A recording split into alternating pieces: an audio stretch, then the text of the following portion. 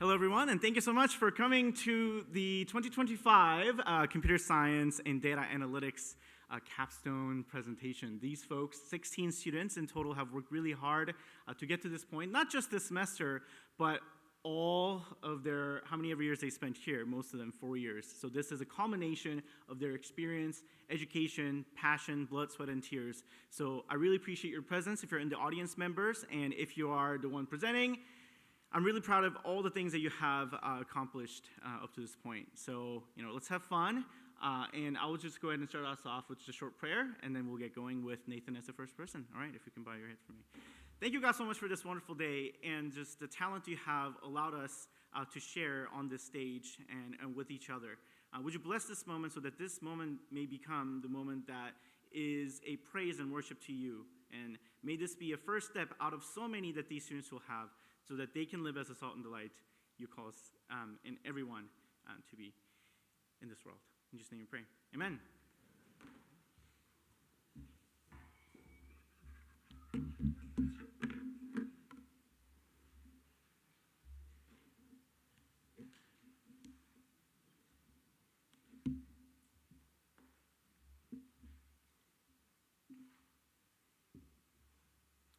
All right, there we go. Hello, everyone. My name is Nathan, and I'm here to talk to you a little bit about my senior project, Mont Metrics. And let's get started with the promotional video that I made for it.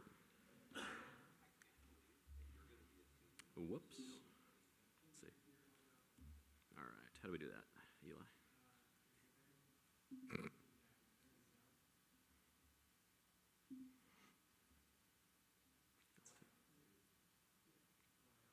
Which one?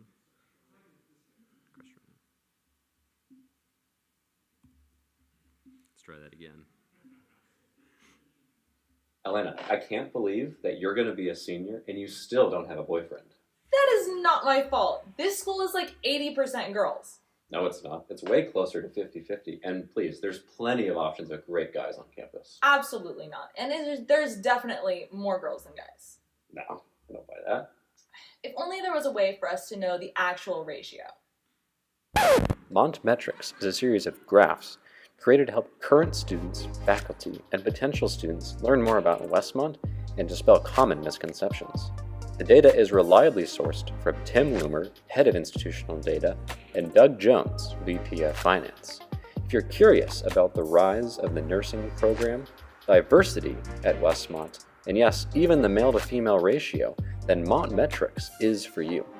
The graphs were created using Tableau and are conveniently displayed at nkirk.net. At the bottom of the page, there is a feedback survey where you can request for more data to be added. Head over to nkirk.net today and learn more about our wonderful college.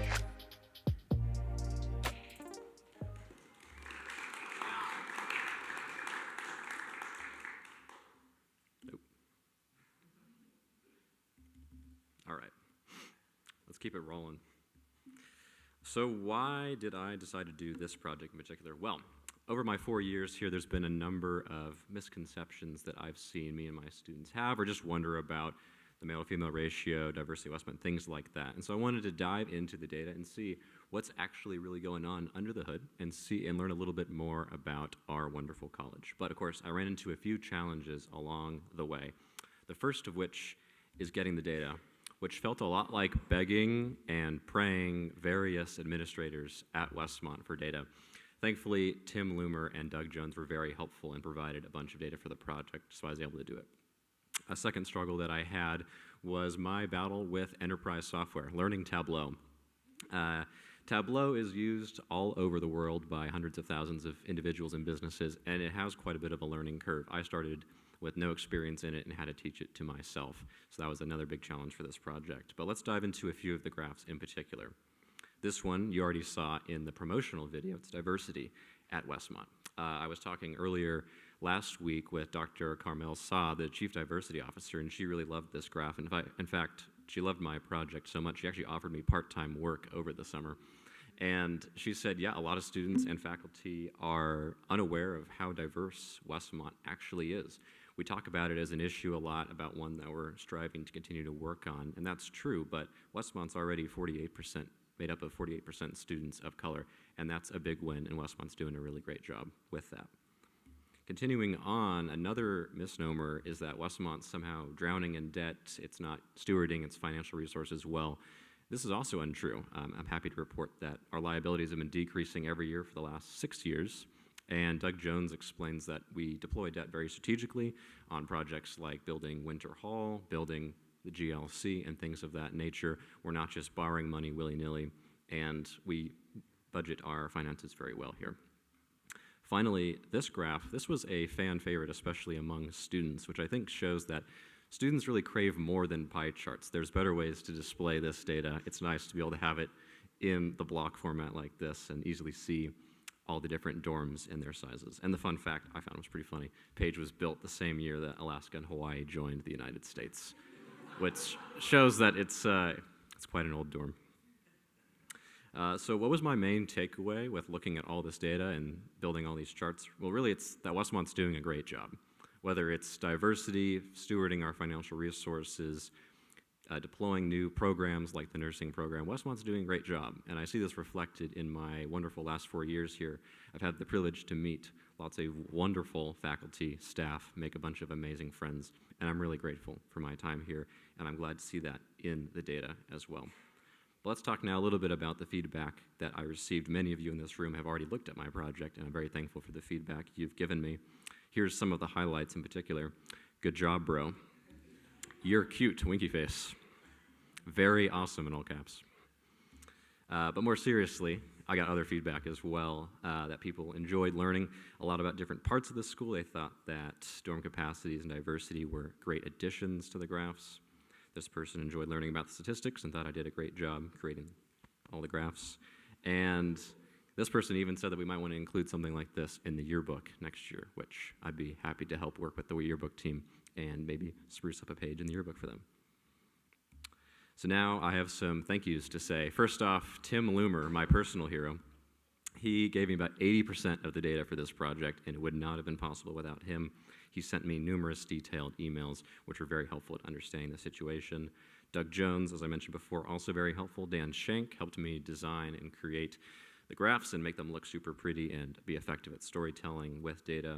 Dr. Saad for talking with me about diversity, as well as Mike Ryu and my entire senior class. You guys are awesome and helped me refine the project and bounce ideas. So thank you all so much for your time and your attention.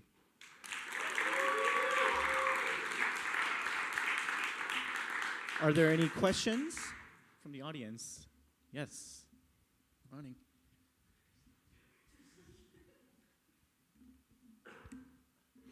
I'm just curious what other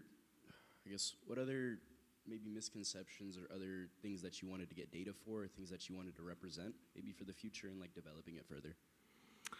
Yeah, I think I was able to address, thankfully, most of the major misconceptions. What I was hoping to do, and what might be a good idea to pick up for any junior computer science or data majors in the room, might be to work with somebody like Zach Langram and get some more data with a bit more detail, a bit more fidelity, so we can dive into more interesting questions like breaking down each major by gender or average GPA by major, things like that. Work with Lorianne maybe to get some data on student outcomes post-grad and create some visualizations with that. So those were some of the other things that I was interested in but wasn't able to do, unfortunately, but it would be great to pick up by other people. All right, thank you. Let's go ahead and move on. If you have more questions, these students will stick around, so please do connect with them, at the latest at their commencement.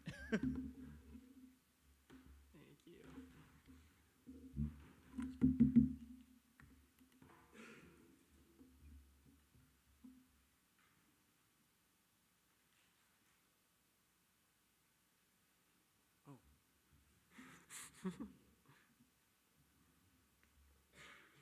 Hooray!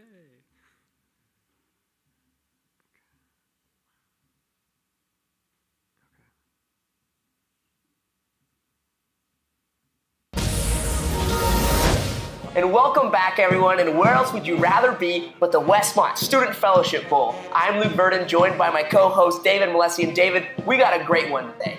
Yes, we do, Luke. It is an amazing matchup tonight. We have Christians lined up from all across Santa Barbara. These are some of the best out there. They are competing, they are showing, they are wanting to compete. We have non-denominational, Presbyterian, Baptist, and anybody that's a follower of Jesus showing out tonight. Indeed we do, David. Let's meet the rosters.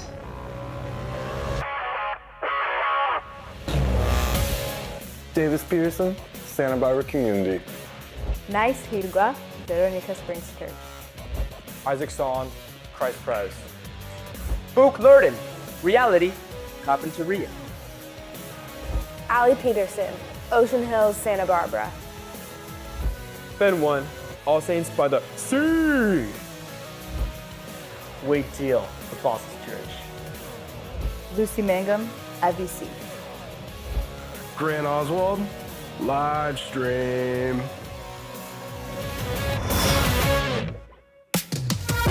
You can connect with all the people you just saw and many more on the Fellowship mobile app. Explore a growing network of churches, discover service times, and see where your community is anchored. Need a ride? Find or offer carpools every Sunday and make the journey a part of the experience.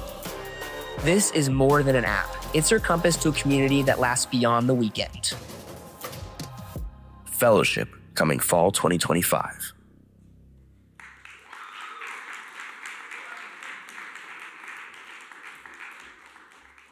Hey guys, my name is Eli Tiao. Some fun facts about me are that I have not slept in the past 30 hours, and that I made this speech about an hour ago. So shout out to Guang Song for being having one of the biggest hearts at Westmont, but also having some of the toughest exams.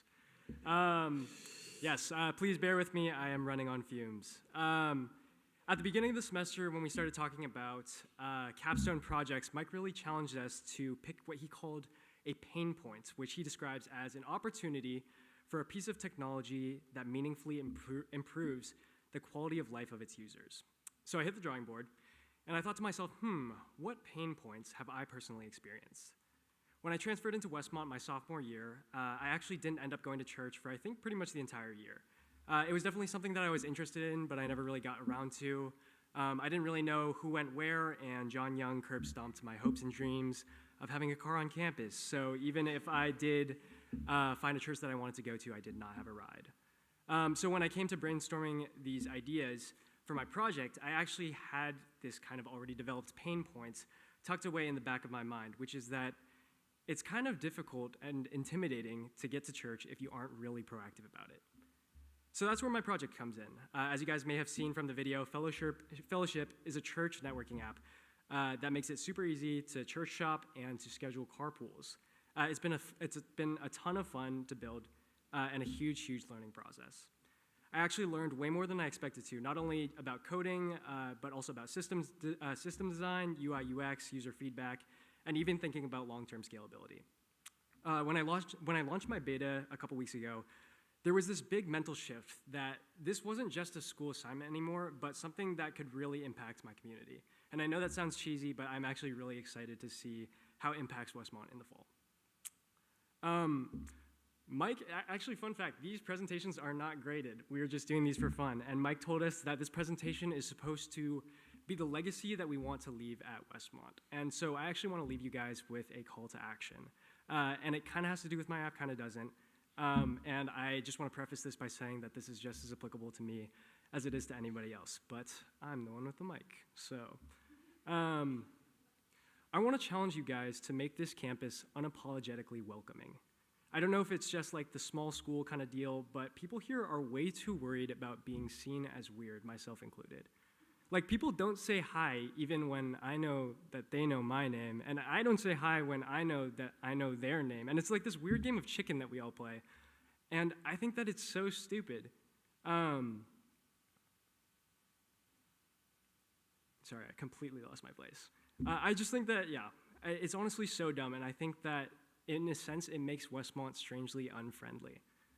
But that can change, and I think that it starts with a small-scale cultural shift, and we can do that. Like, we're not that big of a school. So just start saying hi to people. Start waving. One of my good friends, Sean, is so bold and willing to talk to anyone and everyone. Like, this guy will literally yell at strangers out of my car window just for fun, and I admire that so much about him. And one day I asked him, "Why are you this way?" And he replied to me, he said, "Well, nobody in this world wants to go on unnoticed."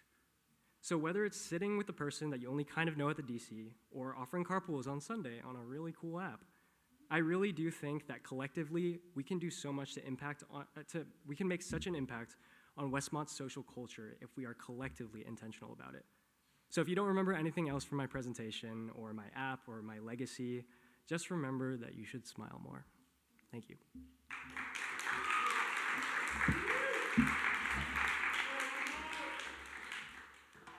Are there any audience questions for Eli? Yes.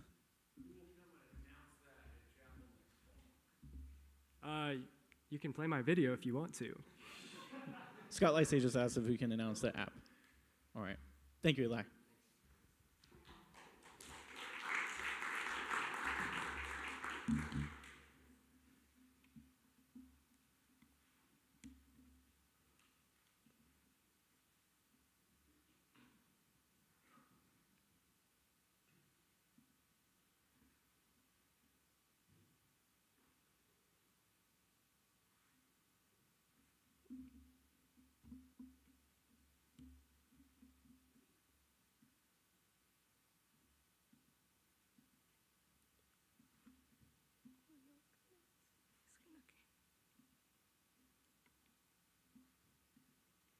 Give me a minute, I'm trying to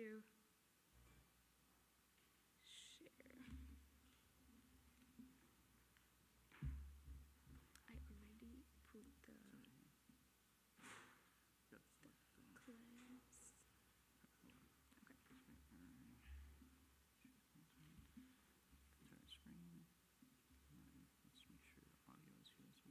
Yeah.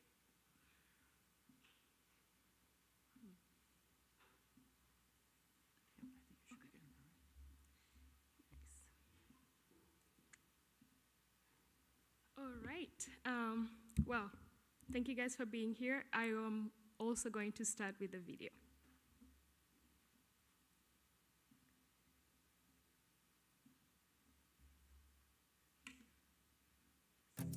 In the northern province of Rwanda is a school named Clevermount. This institution is dedicated to meeting the community need of providing quality and sustainable education in Rwanda's rural communities from the northern part of Rwanda to the rest of the nation. However, as it expands, there is a need to make its vision and mission known beyond the current boundaries. And that's where my project comes in. With an intention of sharing Clevermount's story as a contribution to its expansion, I built a website showcasing the school's story and model. The website contains details on how the school was started, its mission, vision, and an embedded dashboard showcasing the school's sustainability model aimed at making it self-sustaining over time.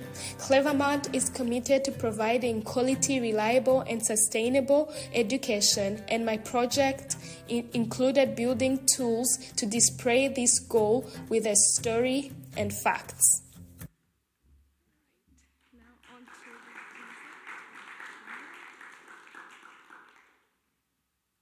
All right, now on to the presentation. My name is Anne Monique Wamahoro, and I am a senior, as you may all know here at Westmont. And I entitled my project Clevermount to the World, and like I just shared the video, my project was building a website for this school in the northern part of Rwanda, which is so close to my heart and that I really care about. And why did I choose to do this of all things? First of all, you may think, a website is a pretty basic thing, maybe to build, but when Mike asked us to do 2 words that we thought were a symbol or like 2 words that would describe what our project is, I entitled mine Simply Impactful, because though there are very many websites out there, there is none that shares a story like this website is. And so my intention first was to put Clevermount on the web because it doesn't have this resource right now. But also I wanted to work on something that was an integration of my college career here at Westmont, doing economics and business and data analytics. Next, the academic significance again. So I used HTML and CSS to build this, and I also worked with Tableau. which I had worked with a little bit in my past internships, but this was kind of like, I had to like learn more on how to put things together in a more clear way and use it to build the dashboard that I'm going to be showing more at the end. But also the idea that I love most about this is that the data in the dashboard is actually something I worked on as well in my entrepreneurship and venture class, which its big theme is redemptive entrepreneurship. And as you may all know, many schools run on donations. But as I, my family, and community want to build this school, we want to make sure that we're not running on donations every single time, which is where redemptive entrepreneurship comes in, and the idea of having these side projects that are actually bringing in income for the school and also helping sponsor more people, creating employment opportunities for the community and the school as well. And so when I was thinking about what to do, I thought about this because it was just like a good picture of what my 4 years have been. And like redemptive entrepreneurship is something that will always run in my head. So I wanted to do this to bring the two worlds together of data analytics and economics business. And then next, the lessons were, adaptability at the start. I had to do so much talking with Mike and Dan Shirk. And actually, when I started, I did not have the idea of doing the dashboard, but they encouraged me to, and I'm so glad they did, because it's so easy to talk about things and present them to, we have this plan, but when you show the facts as well and how that's going to impact the school and the students, the school and the community, it just has much more significance than just words. But the world is increasingly driven by data, and this was a great addition to the project. All right, now I'm just gonna do a small demo of the website since everything else was on video. So this is it right here. This is our homepage. With the mission and vision and also the contact information. I chose to do the contact us button here because currently I'm still navigating the donation part, so that's why you will not see any donation page on this website. I'm still navigating it with all the administration that goes into that. And the second one, our About page, has the story, but it also highlights our commitment to sustainability and why that's very important. And since the area is highly agricultural, it also just highlights how the agriculture integration leading to financial stability and then community development.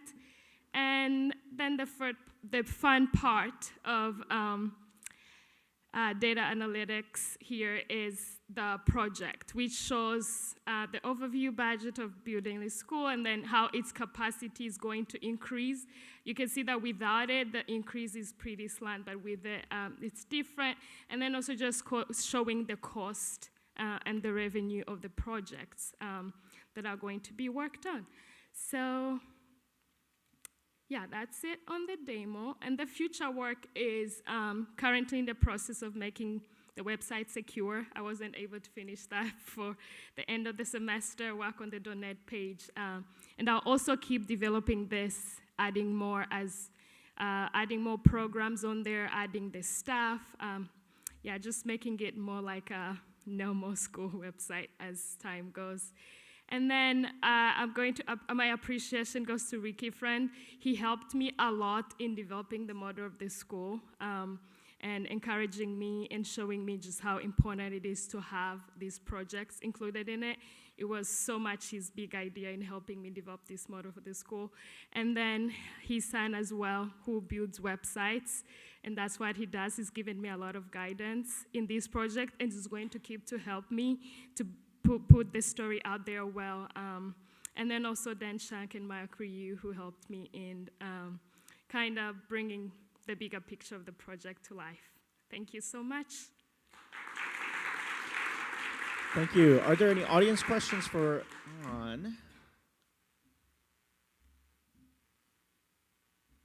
Okay, if not, we'll go ahead and move forward. Next up is Curtis.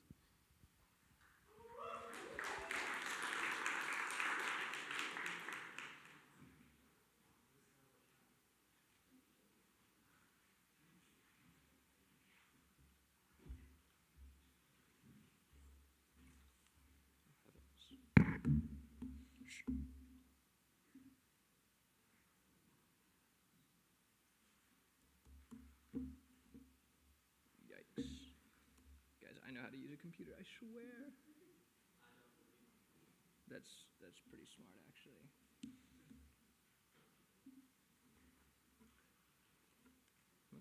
Oh, very fancy. Incredible. Sweet. Okay. Lovely. Well, I guess. What? It seems to be tradition. I guess we start with a video. Maybe we should have audio on for that. Just a guess. Computer science. Oh, or classic. Nathan, what was it you had to do again? Sound. Thank you. What would I do without you? Tutorials. They're everywhere online. So We will start that from the beginning so that you can catch maybe like the most important word and then. Okay. Yikes. computer science tutorials. They're everywhere online. So learning should be a breeze, right? Unfortunately, online text-based tutorials will give you a list of instructions to get the results that you want, but they won't give you the freedom of exploration required to understand why they work. Godot Virtual Shell is an educational tool for understanding file systems that gives you that freedom. It doesn't just tell you what to do, but lets you discover why it works. Instead of giving you the path to a correct answer and assuming that you'll never need to look beyond it, Godot Virtual Shell encourages you to try answers of your own, explaining why they might not work and what could be done to fix them. If you want to learn the insides and out of file systems, and not just rely on memorized instructions to find your way around your computer, try out Godot Virtual Shell by scanning the QR codes on screen.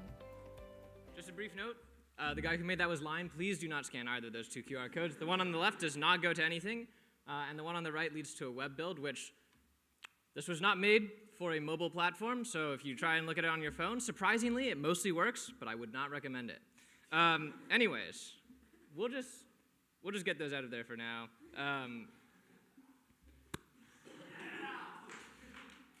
I have tutored both formally and informally for Westmont's computer science department for quite some time now. And one thing that I thought was a bit of a barrier of entry to new CS students was the fact that there are a lot of skills in computer science that there aren't specific classes for. Skills that are not what you come here to learn, but that are still pretty necessary for working well in this field. And that was something that I was encountering a lot when I would help people with their computer science homework. That was something that I kind of wanted to address, and so I was really stepping out of my comfort zone with this particular project because if any of you know me, I'm not particularly fond of making graphical user interfaces. Not a big user interaction sort of person, and that was something that I was like, hey, it is my senior year. It seems like I should probably learn a little something before I leave. And so on that note, I set out to make this project.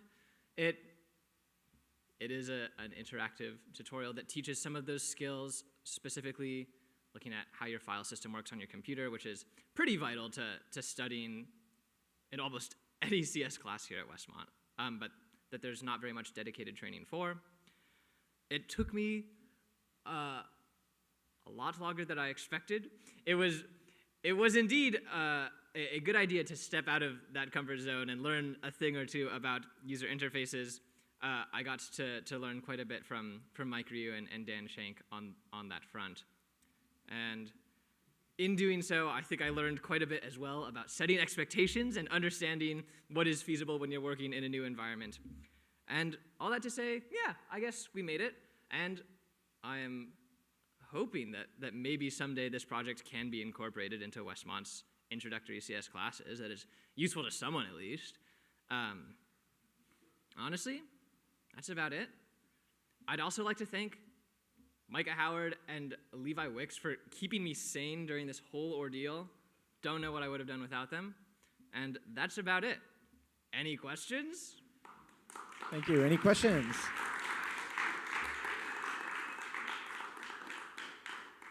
Yes.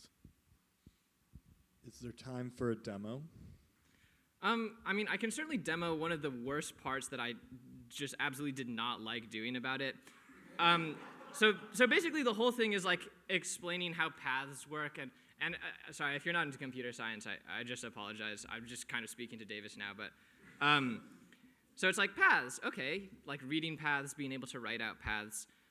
It turns out that, so yeah, one of the big things that I wanted to work on was having something that, again, this was kind of shown in the video, but it's not just like, oh, this is a list of instructions on how to do the right thing. Because understanding why the wrong thing is wrong is oftentimes more helpful than just memorizing a list of steps to do one particular task. And so, like, one big thing here is that a large part of this project was trying to understand how not just to convey the right information to the user, but to be able to respond when the user does something incorrectly, and tell them, like explain to them, which I guess is kind of how I was inspired to do this through tutoring, is like, how can I explain to the user interactively when they are doing something that is not taking them down the right direction? How can I explain why it's not working and how to fix it without being there in person? Like, how can I kind of recreate that sort of interactive type of learning that works really well when you can sit down one-on-one with someone, like when you're tutoring them.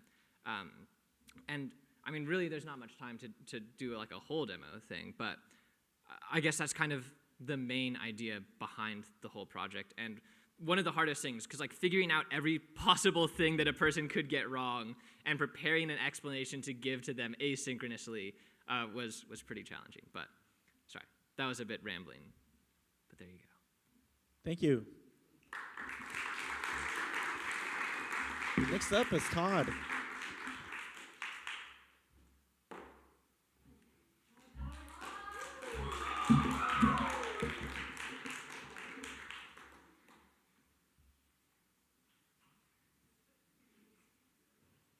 Any day now. Perfect. All right. Let's get this demo started. And sound. Awesome. It's because it's muted. Let me make sure my sound is right. Oh, cool. I don't have sound. That is great. Okay.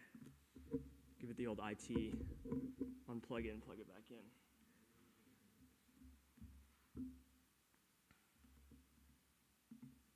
Awesome. Okay, well, we can scrub that, and I can just go straight into it. Sorry, Maya. I know you really wanted me to show that video of you, but it's okay. Hey, everyone. Thanks for coming to my presentation. I'm going to be talking about a really unique opportunity I had. So I'm actually a double major of mechanical engineering and computer science. So I had two capstone projects this year. And I decided to make my life easier, I would try to combine the two, so I'm not working on two separate projects and pulling my hair out. So for our engineering project, we got to work with the Air Force Research Labs and our stakeholders there, and they gave us a really vague kind of prompt of we want you to produce something that along the lines of human performance enhancement, and you can take that wherever you want. So we said, great, what does that mean? So we took most of fall semester to do some research, and the direction we started going down and that we ended up on was mental health and stress. Sorry, this is a lot of words, don't try to read all of them, but the basic idea is that you have good stress and bad stress. We call them eustress and distress, and your actual optimal performance is somewhere in the middle once you've been stressed up to a certain point. And then past that point, there's dangerous deficiencies that are actually worse than being at a no stress level. And so this is kind of what we framed our entire project around was how can we tell how stressed you are and where you are on this curve. So for that project, we have our own custom hardware system. So this is what most of the rest of the team was working on for our engineering project. We have in the center here our sort of compression shirt idea, and we have 3 sensors there: heart rate, respiration rate, temperature. We have a little wrist-mounted device that will get your heart rate variability. And we also had a cool opportunity to collaborate with CU Denver, because they were making their own system surrounding brainwaves, and they have this little cap-mounted device. And so we built our system around the fact that it could be integrated with this other system that was being developed in parallel at this other institution. So pivoting towards what I actually did, so I didn't just sit there and kind of watch everyone work on the hardware. I created a mobile app that would serve as a central hub for all the data collection and for all some of the other features that we wanted to include involving user experience. I did this in React Native, and I used Expo and EAS to cross-compile it to different platforms, mostly iOS right now because we all had iPhones. And this turned out to be kind of a challenge. I've never used React Native before. I've used React.js once, and by used, I mean I sat there and watched Trevor English do it all while I did the back end. And here's kind of a little snapshot of, I think that's maybe a fifth of all the builds I created, and half of them didn't work. But luckily all the ones in the picture did, so looks like I did a good job. Here's an actual snapshot of the layout of the app itself. So over on the left here on the home screen, you have a summary of all the different readings from the sensors. These are live readings, as well as a little snapshot of the graphs. You have the graphs themselves, which show you over the course of one day what the historic values have been from our system, what is being read in. And you can change which day, so you can look back if you want. We have a mindfulness page. So right now, what this just looks like is just some links to external websites for stress reduction techniques, right? So the idea is once you're past that point on that curve, you want to bring your stress levels back down. So that helps in that area. And then, settings page, anything technical we need to do. I think the biggest part here is exporting the data. So all the data is saved locally on the phone in a CSV file, and so you can export it to wherever you want, and you can do whatever you want with that data, which is really important because we actually didn't want anyone's data in the cloud or anything like that because it is your own personal private information, and so that was something we were concerned of from the start. One of the final things we did was testing. Shout out Maya for putting our system on. And we wanted to validate all the different biometric readings because that was a big design requirement for the actual engineering project. So you can see here on the left, we have the Oura Ring graph. So Maya actually wore the Oura Ring for about 8 months, I believe. And we used that, and you can see this little spike in heart rate. That's actually from me and Richie going into a dark room and scaring her. And you can see in our heart rate graph from our app that we also see several spikes there that correlate with us scaring her. We also did some testing with the metabolic cart. Shout out to Dr. Van Heidsma for letting us use that. So we use that to validate our respiration rate sensor. And it turned out to be pretty good. I think we were within plus or minus 2 respirations per minute. Which is great, and that's really what we were looking for. I just want to show a huge thank you to everyone, especially my engineering team. I'm being hijacked here. And my engineering senior design team, I really couldn't have done this without them. The hardware was probably the biggest challenge that we had to deal with, and having them help me work on it and also help me with the app too was really great. Our Air Force sponsors, Dr. and Mrs. McIntyre, Dr. Jensen, University of Colorado, Denver, and all the faculty, family, and friends that helped along the way. I think we got my video. So stressed. I wish there was a way that I can monitor my stress so I could know when to take a break. Did you know heart rate and respiration rate are indicators for stress? That gives me an idea. So here we have 4 sensors that measure heart rate variability, temperature, and respiration rate. We have all these sensors to read our biometrics, but we don't have a center point to collect all the data. I have a solution! Oh my God! Welcome to LifeBite. When paired with our custom hardware, our app allows you to see real-time data on biometrics such as heart rate variability, temperature, and respiration rate, and will correlate it to your mental health. It will also notify you when you are experiencing elevated levels of stress and direct you to the appropriate resources to help manage your stress levels. If you want to enhance your performance by knowing when you are stressed, LifeBite is the system for you.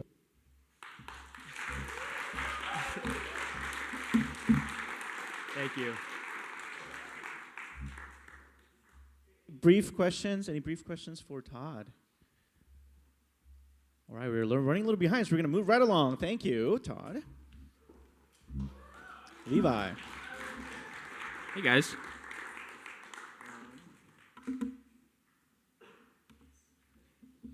We're gonna start hopefully with a video as well. Oh, sweet.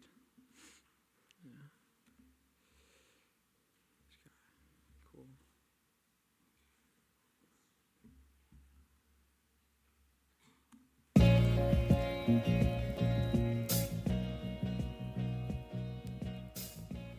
Introducing the Kingdom Causes mobile platform, a dependable tool for ministry and outreach to Santa Barbara's marginalized. Log your volunteer time, keep track of growing relationships, and capture personal reflections, all in under 3 minutes.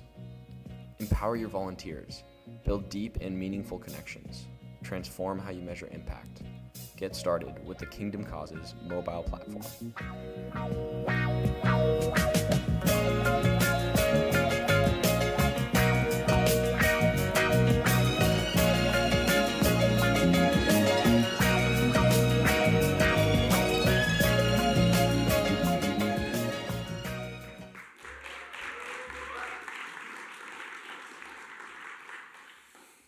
If you thought the video was cool, it's only because Ben 1 is cool. Sweet. So this semester, I got the opportunity to partner with Kingdom Causes and build them a prototype for an app for them to use for the ministry. I guess just to intro a little bit of how I got there, took a while trying to come up with an idea for this project last semester. I ran through a few, and I never could settle on anything. And then I had heard through Mike that DJ had reached out, and he had mentioned this need that Kingdom Causes had. And if you don't know what they do, you should know what they do. They came to chapel this year, and I think they had 3 chapels, Kayla, DJ, and Jeff. But they serve the marginalized in Santa Barbara and a couple other cities in a number of ways, especially working against human trafficking, serving the unhoused. And DJ came and he was talking about how the goal of Kingdom Causes is often bringing relational resources to people who have had those taken away from them. And that is a pretty difficult thing to measure. And so the app itself has the goal of sort of giving students a platform to report the work that they're doing so that it can be collected and presented to grant donors, for example, in order to sort of quantify the impact that Kingdom Causes is having. So the first facet is to organize all of their events into one place. And so the app provides a calendar system where administrators can sort of put in all the work that Kingdom Causes is doing, all the events that they have. So maybe if you're a student who's connected to Bread of Life, you can still be plugged in and sort of understand on a greater scope what they're doing all around the board. It also provides students with the ability to journal and reflect on each experience that they have. So, for example, after a volunteer experience, there's this like reporting workflow for students to go through to talk about maybe a person that they met, something they learned, a way they saw God working, and to specifically talk about like, hey, like these were the people I talked to, this is what we talked about, partly for them to remember, but also so that the ministry leaders at Kingdom Causes could know what sort of people were being reached, how many people, and understand a little bit more of the impact that they were having. And this provides a place for students to grow. As you can imagine, serving throughout a whole semester, especially while being in school, it might be hard to see the bigger picture. And so the app provides a persistent place where people can go and look at the reports and do some self-reflection in order to see how they've grown and maybe understand a little bit better the people that they've learned about and met along the way. Just like Todd mentioned, I built this in React Native using the Expo platform with Firebase as a backend. This makes it really easy to deploy it to Android and iOS. And kind of to end it off, Mike asked for this like presentation to be a culmination of the things that we've learned in the last 4 years of studying computer science at Westmont.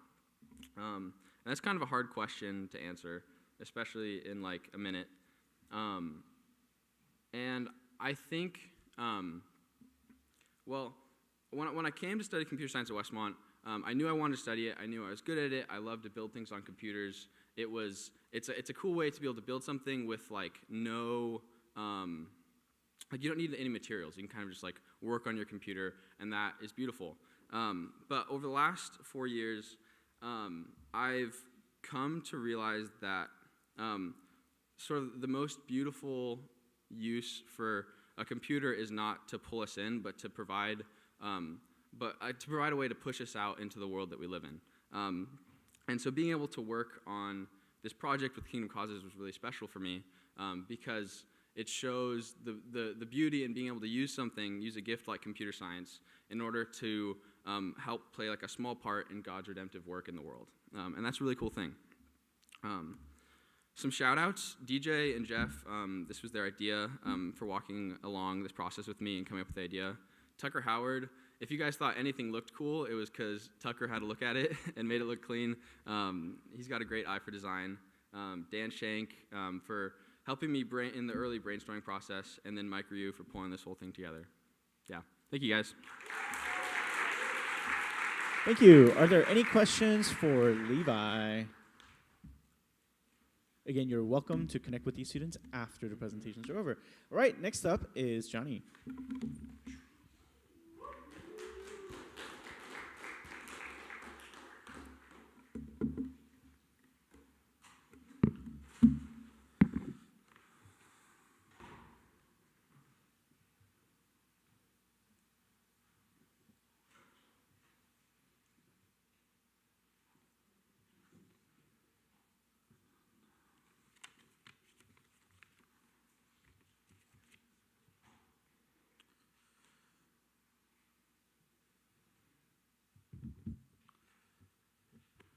All right, hi everyone.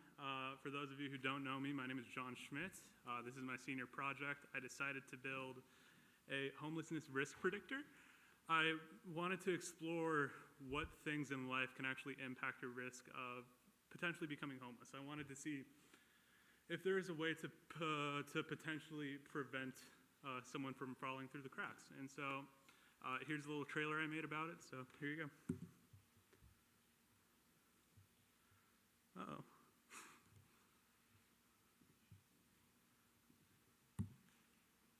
Oh no.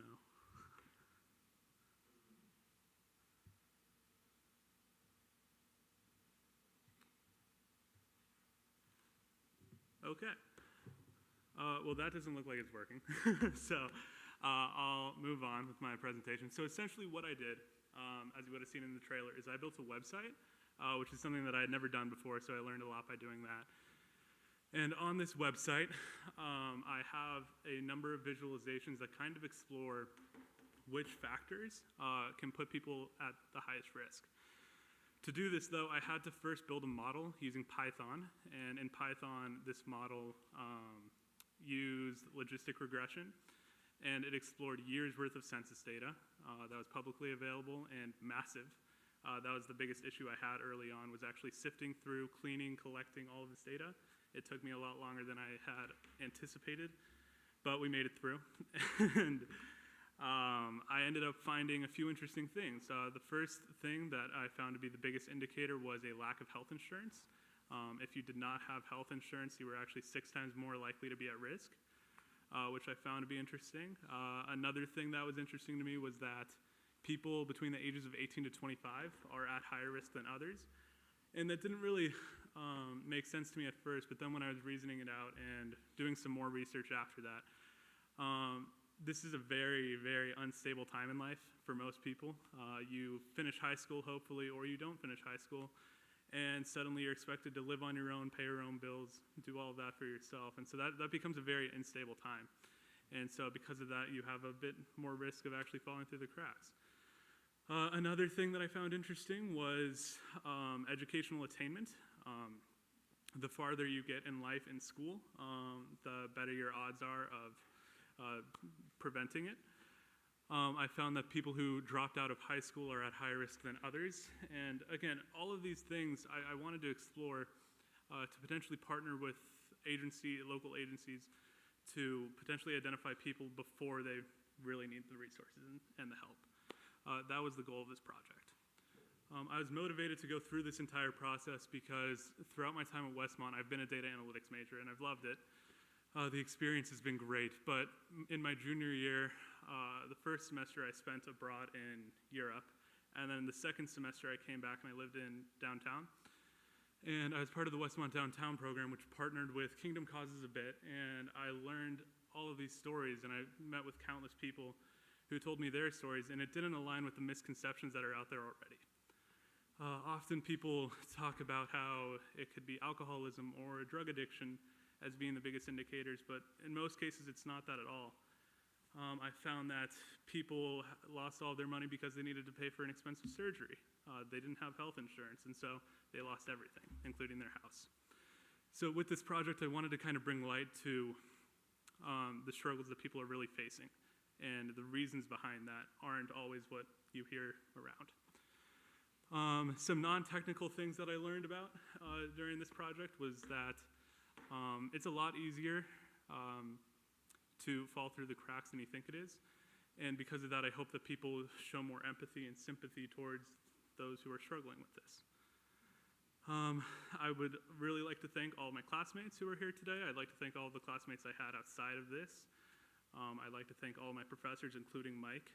Mike was a big help throughout this entire process. I, at times, had no idea what I was doing in this project, but they certainly helped.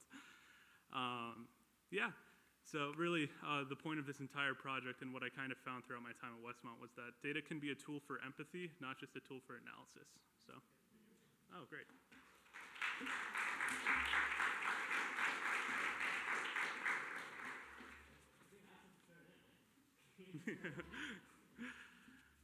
I made a better version, by the way. It's not just this one.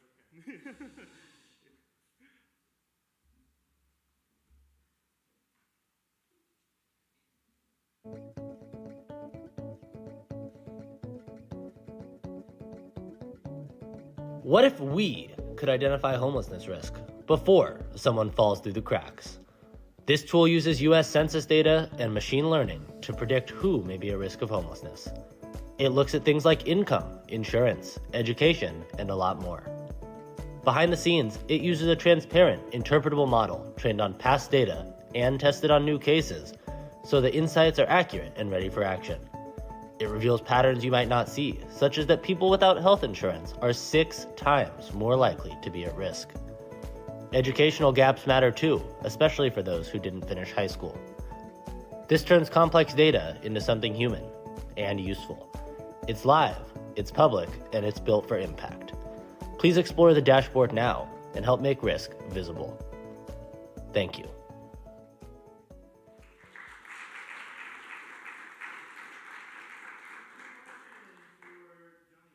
Any questions? All right, and then we'll move right on. Thank you.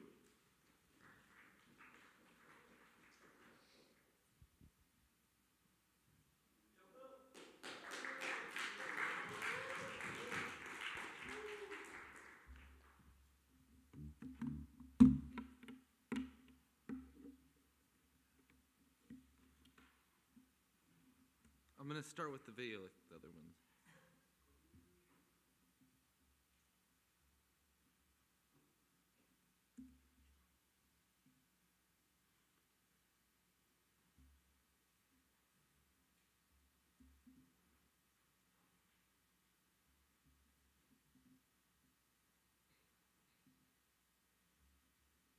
I thought I pressed play. I don't know why it's not.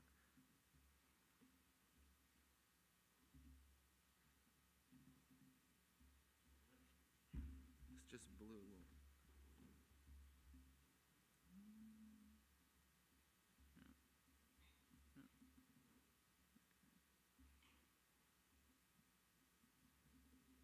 That's interesting.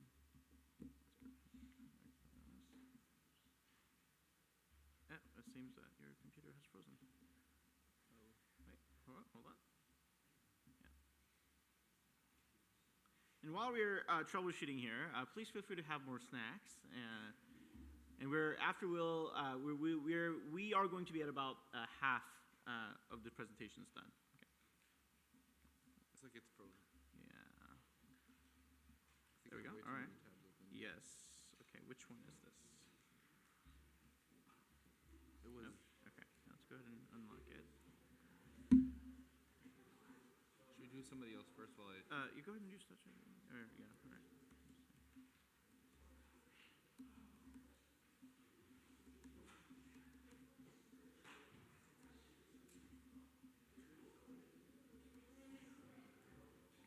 Why don't you go ahead and quit out of everything you don't need and come back? Let's go with another presenter.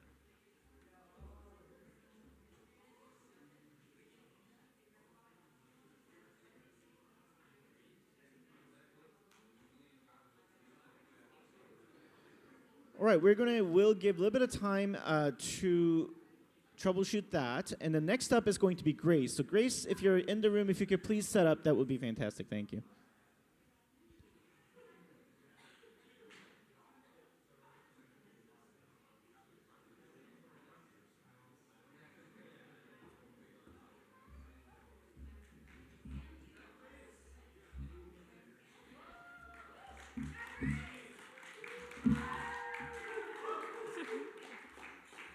Okay.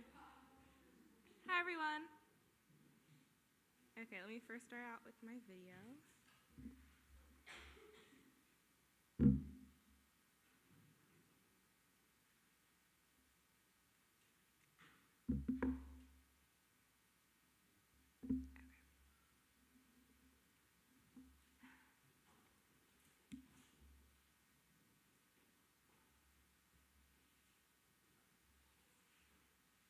Oh, there I am. Allow. And then the audio was like here.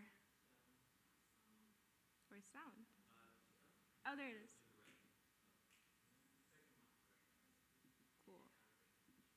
Are you lonely? I made a product to combat just this. It's called Kin. Kin is a website that makes a friendship search much easier for Westmont students and creates connections based on user preferences. Oh, and it's super easy to use. Let me show you how. After making an account, users are able to make or edit their profile based on their email, profile picture, description, age, school year, grade level, residence, church, relationship status, and attributes.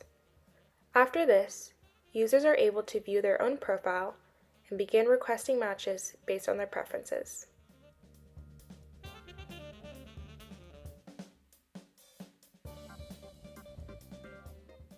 Meet Jamie. Grace decides to request match Jamie due to their shared love of biology and traveling. After the request, Grace will patiently wait to see if Jamie also requests a match. If she does, Jamie's profile will appear in the Matches tab that includes a compatibility score generated by Kin, as well as their school email to progress a friendship. Well, there you have it, folks. Kin really does work. Give it a try yourself at findyourkin.com. Use Kin, a simple and easier way for Westmont students to find their kin.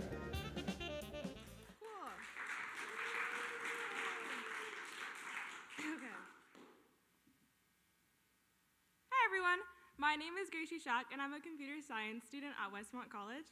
Before I start my presentation, I have 3 questions for you all. They get a little personal as we go, but we'll do them together, so it'll be fun. Okay. Who here has friends or a friend at Westmont? That's amazing. Okay. Who here has ever struggled making friends at Westmont at any point in their college career? Wow, okay. And then the third question is, who here, again, at any point in their college career has experienced loneliness? Great. It's not great, but like, believe it or not, this is a common experience for a lot of college students. 64.7% of college students report feelings of loneliness. So as you can see, this is a very common experience for many college students. College is a very pivotal time for many students as they usually leave their homes and families to start a new life in a brand new location. These schools are bigger and friendships can be more difficult to make. This can cause much loneliness during the beginning years of college as students are trying to find their place as an adult in a foreign location. This is what sparked the idea of Kin. Now, you may be wondering, what is KIN? Well, KIN is a website designed for Westmont students to receive support during one of life's most transitional periods and when making meaningful friendships can be challenging. KIN focuses on aiding students in the Westmont community to build quality and lasting friendships through mutual interests and hobbies. As shown in the video, users can make an account and make a profile based on their personal information and interests they have, and search for those who also share those same interests. Users can then request matches, and if that request is mutual, users can receive their email and a compatibility score, making it easier to take the next step towards a real connection. The compatibility score was a feature I added towards the end of KIN's development because I felt it was important to help guide users towards matches they might genuinely connect with. I talk more about this in my About page on my site if you want to go there. But since I'm not a math major, I knew it was essential to get input from someone with a strong background in mathematics, which is why I did speak with Dr. Anna Aboud, who helped me develop a compatibility score equation that not only is accurate, but also practical and meaningful for users. At its core, KIN's mission is simple: to intentionally and meaningfully combat college loneliness. You can explore KIN at findyourkin.com on your computer and take the first steps towards building genuine, lasting connections within the Westmont community. Acknowledgements. Who helped me? Great. Okay. No, I mean that nice way. Okay. Who helped me? I want to mention some people who helped me along this project. I first want to thank Dr. Anna Aboud. She was extremely helpful. Again, I'm not a math major, and so she aided me in just the equation and getting more context, but also making an equation that fits with the mission statement of KIN. Next, I would like to acknowledge Mike Ryu, my professor. He was a big help on his inputs on KIN features and the styling of KIN and much more. Lastly, I want to thank all my test users, senior seminar students, for all their inputs as well. They are Westmont students, so obviously their input is invaluable and aided me in improving KIN to what it is now. Thank you all for your time, and I cannot wait to see you all on KIN.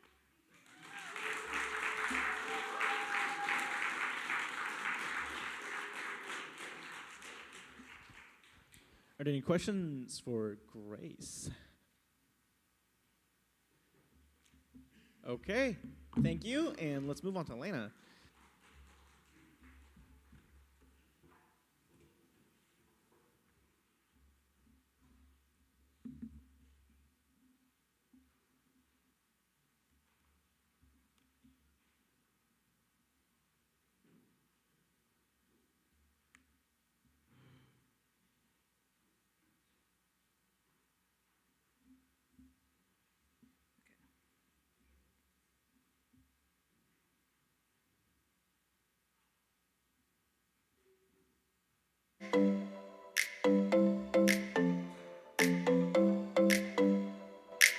This project was conducted for Grace Church Fremont and is a web application designed for attendance and event information in order to streamline workflow, improve volunteer ease, and to be used for all church events. Volunteers in all church ministries can use this app for events such as outreach events, community gatherings, discussion groups, youth activities, and regular Sunday services, plus learning seminars. Sign in as a volunteer and record the attendance and other event information for whatever type of event category you choose. A volunteer can also create a new category for if a new type of event is created. Staff members can also sign in to edit any of the data entered and see summaries of the data via Tableau dashboards. This web app allows volunteers to easily input data via their phones or church iPads instead of through paper and pictures. Staff will also have access to all this data in one place instead of through countless PDF scans to plan for and anticipate the needs of the congregation. This is church attendance through the ease of an app.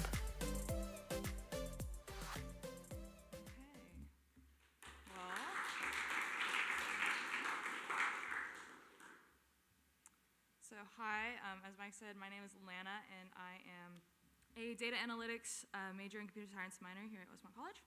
And so this is my senior capstone presentation and a little bit about my attendance app. So first, the motivation for this project was in part just because I didn't really like the way that my church was taking attendance. Not that there's anything wrong with it, but there was a lot of paper and PDFs and pictures and scans in random like file systems that, I mean, at least I didn't really know how to navigate, and so I thought there has to be a better way for them to do this. The second part was that I really wanted to create a website. It wasn't something that I had really done on my own before in any of my other classes, and so I wanted to learn how to do that in Python and Django, and then also understand what hosting and deploying that meant. And then the third aspect of my project that you'll kind of get a sense for later is because I'm a data analytics major, and so it needed some sort of data aspect to it. So the process that I had for this project was first to build this web application just on my own laptop and make sure it had user input and be able to like access the database in the way that I wanted it to. And then once that was basically how I wanted it to work, I got to hosting and deploying it via Google Cloud platforms. I found a domain name and used Django features to make sure that only like certain people with the right credentials could access and like edit the database. And then once all of that was up and running, then I was able to take that data from the database and put it on Tableau dashboards and embed it back into the website. Kind of like, well, not kind of like, exactly what you saw in the video. So future work on this, if I work on it more, if anyone else ends up taking this on, is for more customizable fields. Obviously not every event or category of events is gonna need the same type of information. And then more robust predictive analytics. Right now it's just using the forecasting feature on Tableau, but initially I was looking to have it where it could predict attendance based off of that event, like in years past, how many people are on church, let's say like the Sunday before or at the last like 3 events, and I didn't quite get to that. So looking at some non-technical learnings from this project specifically, I got some experience with client communication, and that involves like figuring out exactly what type of problem we're trying to solve, what access I have to things in their organization, and how I can work within the infrastructure already present in the organization. Also kind of getting a feel for what the client's desired product is, and then getting some experience with feedback and user intuition, what that actually looks like when you present a product. I also learned a lot about self-directed and proactive learning. Like most of these projects, it wasn't a straightforward compilation of our course knowledge, but more using our course skills as foundational knowledge to take action without explicit instruction and teach myself new skills. Looking a little bit broader at just what I've learned from all of my CS courses here, one part of that is segmented problem solving. Learning kind of not to panic or be overwhelmed in the beginning. I still do that later on, but just in the beginning, not to get too overwhelmed, and instead distill larger problems into smaller problems that you can then strategically map out and connect solutions to in a manner conducive to the project as a whole. And this is something I've been able to take into other areas of my education, even just like writing papers. And I hope to utilize this skill more in the future, even if that's not in software. And the same goes for translating ideas across perspectives. Whether studying for an exam or communicating a complex concept for a project, it's been fun to tease out insight from sometimes very dissimilar interpretations, and conversely adapt my own explanations so others can understand me. Some acknowledgements and appreciations. I want to thank my home church for just participating in my project, for Professor Mike Ryu for pushing my programming skills to a level of competency I probably wouldn't have gained on my own, and for my classmates for hours of help and fresh eyes, and for banding together to, I believe, learn more as a group than we would have on our own. Thank you.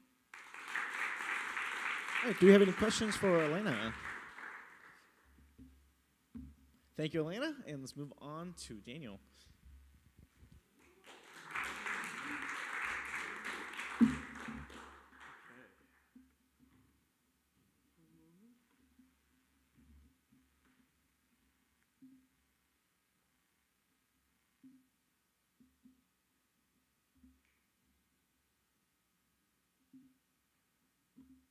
Sick.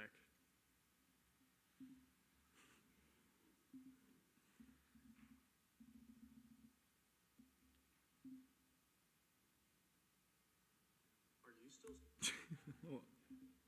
sound? There we go.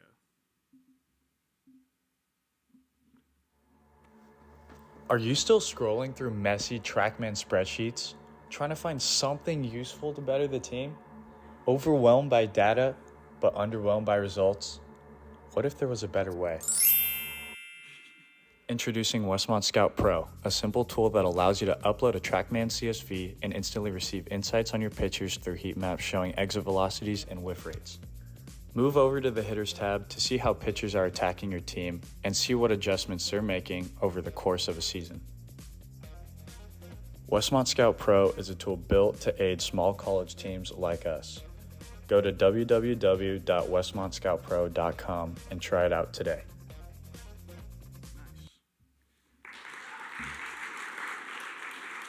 I was really excited to show off my production skills, so thank you guys for sitting through that.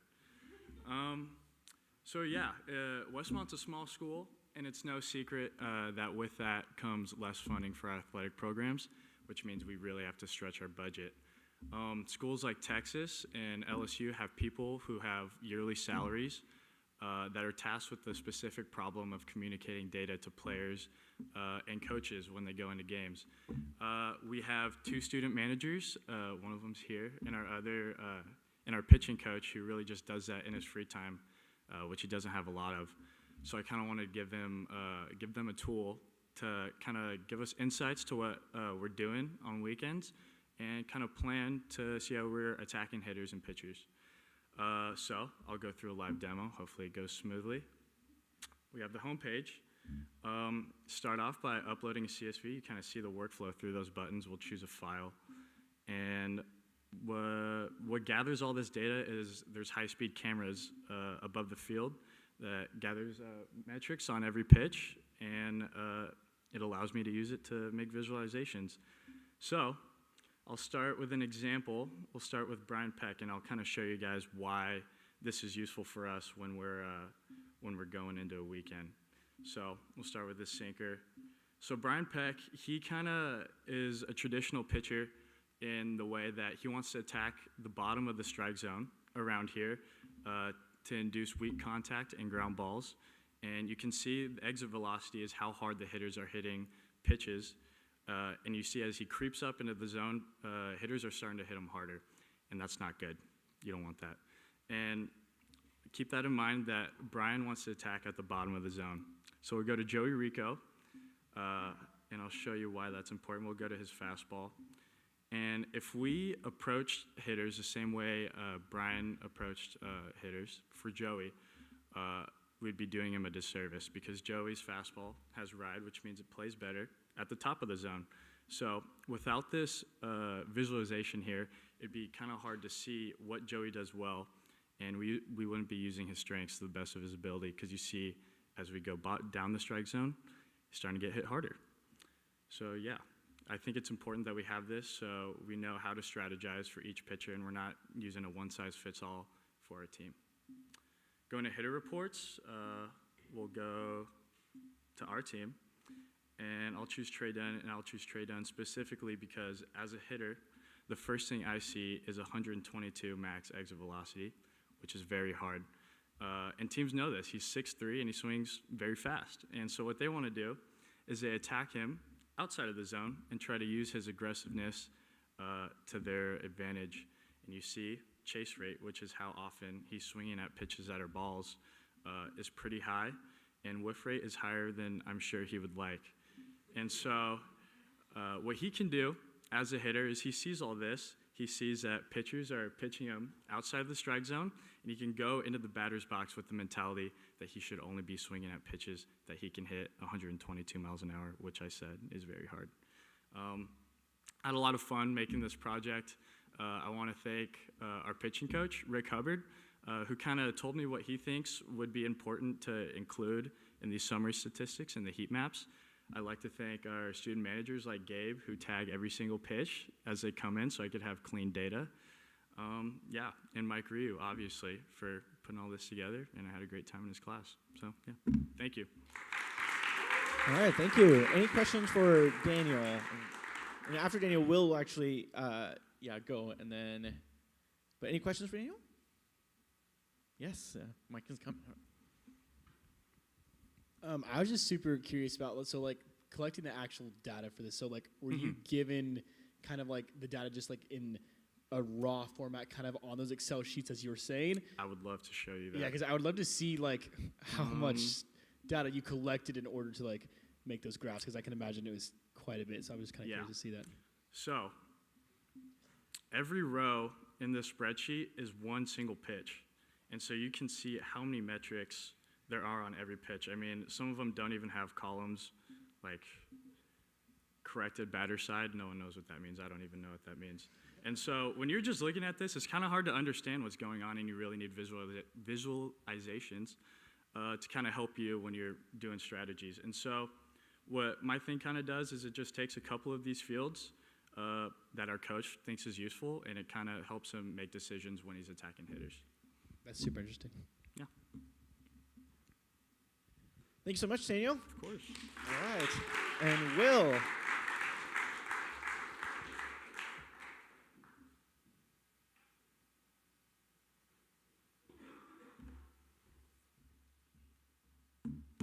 Sorry about that, guys.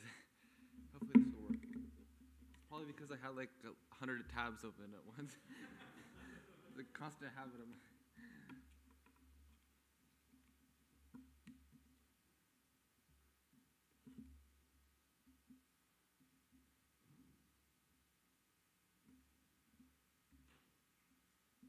Oh, no sound. Where's the sound? Just go, it's going to be up here. That button right there. Yeah. And then go click sound. Yeah. No, it's just that button right there. And then press the second option. Wonderful. That should work. Okay, and go ahead and play.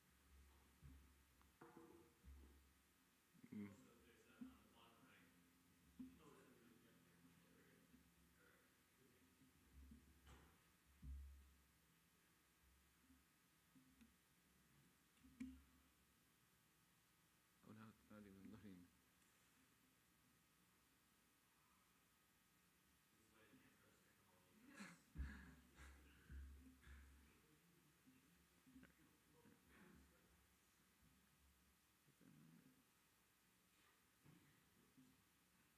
It may have only buffered a little bit there.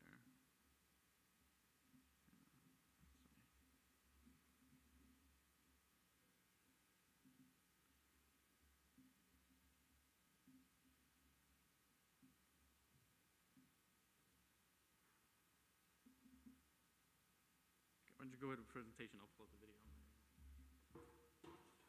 Okay, so I made a predictor like for track and field, the different data. I took the meet day times and put them in RStudio and made graphs of them, and I used linear regression to predict their future meet day times based off of that.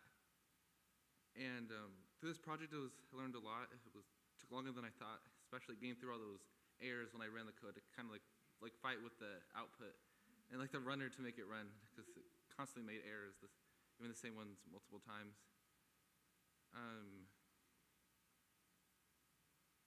If I can pull up the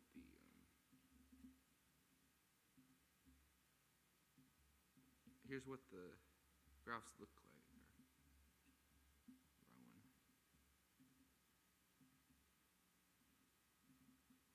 So this is, and also this also works for like anybody. It could be field event, running event. They all work. And this is, for example, here's one of them, the Andres 800 runner. The blue line is the linear regression, and then the red line is the prediction, like in the future for future meets, where it could be.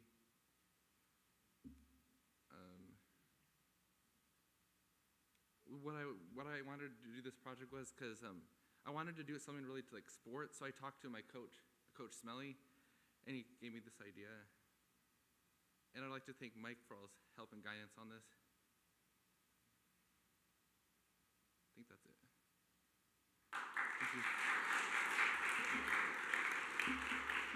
Okay, thank you, Will. Any questions for Will, please? Sorry, I wasn't able to get the video to come up. All right, let's move on to Allie.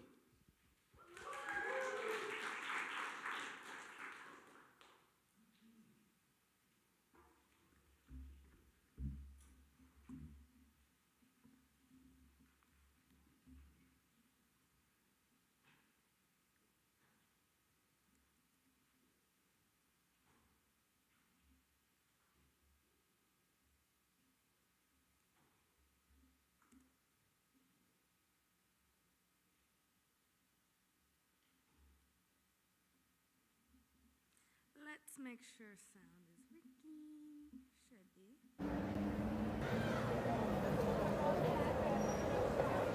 This is God's world, and in it, his people. And this is their bread. The Bible was written a long time ago to a specific cultural context, the Jews and Gentiles of the first century Roman world. This context needs to be translated into today's culture, which looks different in different places around the world. Your Daily Bread does this by intersecting AI and faith in a quiz-like format. Starting with cultural context, you can choose whether you want to read your devotional through the cultural eyes of Japan, South Korea, Mexico, or the United States. You can then choose what Bible area you want to focus on: the Old Testament, parallels between the Old and New Testament, or the New Testament. Speaking to your struggles, whether it's anxiety, loneliness, doubt, or nothing specific you want to share, Your Daily Bread will generate a custom devotional based off of your choices, like embracing doubt with faith, or overcoming anxiety, or so much more. Your Daily Bread. Try it out at yourdailybread.dev. Hello. I'm Allie, and what my project is a custom devotional generator that's based off of your cultural context and personal struggles. And essentially what it is devotionals reimagined. It takes your daily bread, the Word of God, and brings it into your back pocket. So, why culturally curated devotionals? Throughout my time here at Westmont, I learned through classes with Dr. Holly Beers and Dr. Charles Farhadian that although the Bible was written for us, it wasn't exactly written to us. It was written for us in the sense that it is the story of the gospel that we are included in, but it wasn't written to us in the sense that we are not the cultural context that it was written for. There are things in the Bible like women needing to cover their heads in certain ceremonies, or there's something called a levirate law that says that a brother should marry his deceased brother's spouse in order to redeem her back into the family. We don't do that now because that wouldn't make sense socially and culturally. So there are a lot of social things and culture things that don't really need to be translated into what we read now. But there are things that do. For example, the Bible story of redemption, the fact that God loves us, he created us, his sacrifice on the cross, and that our purpose should be to bring glory to him. So, why culturally curated devotionals? To translate those big things that do matter and the overarching stories of the Bible into what makes sense for us to kind of receive now. Through conversations with Phil Tanaka, I started dreaming about what this could look like today, what this could look like in a tool, taking what we interpret now as the Bible and the Bible story and bringing that and making it accessible into other cultures as well. So, touching on some of my academic achievements, this project, honestly, I bit off a lot more than I could maybe chew, but then I ended up chewing it. So, it ended up great. But basically, for the front end, I used React like a lot of other people, and I did that in JavaScript. And then I coded the back end, which is everything that you don't see, in Python using Django. So I needed to connect these, and I used something called cores, which was really hard, and I had never done that before. So I ran into a lot of challenges there, but learned a lot. I deployed it, which means you can access it on the internet. And I used AWS Lambda and something called Vercel for this. And then I also interacted with AI, which means I made an API call to a large language model and did kind of back and forth with that, and so learned a lot there. So if you ask me to explain what lives in my brain in 3 words, I would say faith, tech, and design. These are the 3 things that I am really passionate about. And so I got to really be challenged and grow in each one of these, and so I wanted to dive into those now for you. So first, faith. I learned a lot about faith and what it looks like for the Bible to be an authoritative text, and for what it looks like to integrate this with technology and with AI. I asked big questions like, is it ethical to merge these two, and how far is too far when kind of infiltrating AI and technology together? And what I learned is that yes, of course, there are dangers and cautions to using AI in anything, but that does not mean that the Word of God cannot be communicated through them. The Holy Spirit has been, and will continue to work through technology. And so this was cool to be able to ask those questions and go down that road. Next is tech. Obviously, a pretty technical project because it's a senior capstone for computer science. So I learned a lot about new technologies. I had never used React before, which is what I made the front end with. So I learned a lot about that. And I also deployed it so you can see it on the internet, and making that secure so it's HTTPS instead of HTTP is way harder than you may think. So that was cool. And then I also got to have a lot of control over the back end and the way things work, and they're passed along to each other. And so I spent a lot of time thinking about how to make things efficient, but also still holding on to quality there. And the last thing is design. There were two main aspects of design that I wanted to focus on. The first aspect being aesthetics. Aesthetics are a really, really important part about anything that you're gonna visit on the internet because it makes you wanna use it. The tech is so cool to me, and the API calls and how it's all being passed around is beautiful to me. But that doesn't mean it's gonna be beautiful to all of the people who are using it. And so to kind of bring in and include my users, I need to make it visually beautiful as well. So that's the design aspect. And then the other design aspect is designing an experience. I spent a lot of time thinking about the fact that I was using AI. And I was really cautious on the emotional connection that could be made from the users to the AI. And so I decided, and after some research, figured out that anything that has kind of a conversational back and forth manner, psychologically, you will emotionally connect to. So if this was like a faith chatbot, that would generate an emotional response from its users. So I took it in the direction of a quiz. So the user takes a quiz and then is given information, and even though it is pretty much the same on the back end, the way that the user is interacting with it is protecting them from that emotional connection because of the back and forth. The way that we receive and just read inputted information is different from the conversational dynamic. So, what's next? Thanks for asking. So, basically, with the aesthetics, I think you can always be wanting to refine those, but there are a few things that I think are exciting that I want to touch on. So, I'm gonna include greater cultural inclusion. Right now, there's 4, but I would love to include more, so that's to come. There's also expanded topics to be covered. Right now, also only 4 of those, but I'm sure we would all want curated devotionals on other topics as well. So there's also that. And then language translation. I would love to translate this whole quiz process into whatever language is most comfortable for whoever is taking it. And yeah, whenever you guys want, you can go to yourdailybread.dev and try it out. It's on the internet and it's free for you to use.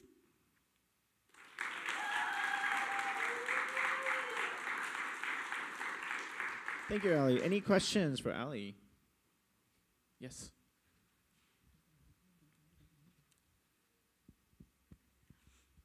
How did you like figure out the cultural side and like be like, oh, this is like this culture and this is what they would like and such that? Yeah, there are a lot of scholarly published articles, so I used those to train my large language model. So different like articles, one of them was a book, and used those to kind of ground the AI calls. Sweet. Thank you guys so much. Thank you. Next up, I believe, is Micah.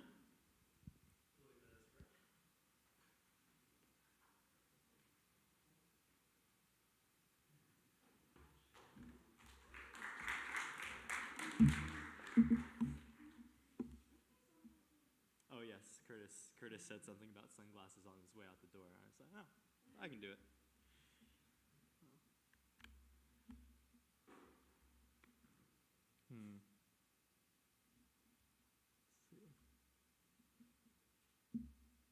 Okay, that's working.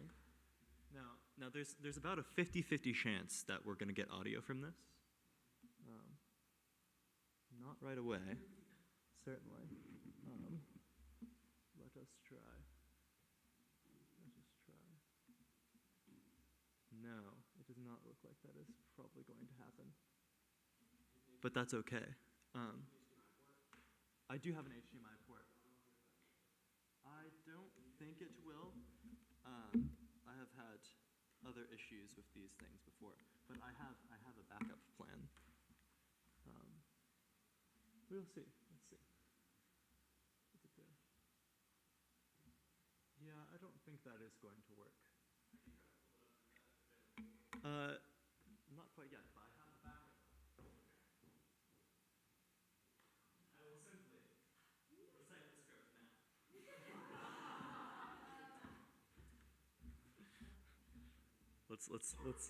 Let's see how well I can do. Yeah. What is that? Something that. By the way, I use Arch. By the way, if anyone was wondering. Let's see.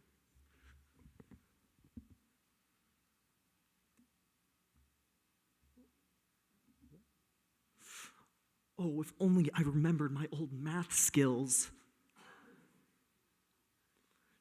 Sounds like you never used Monkey.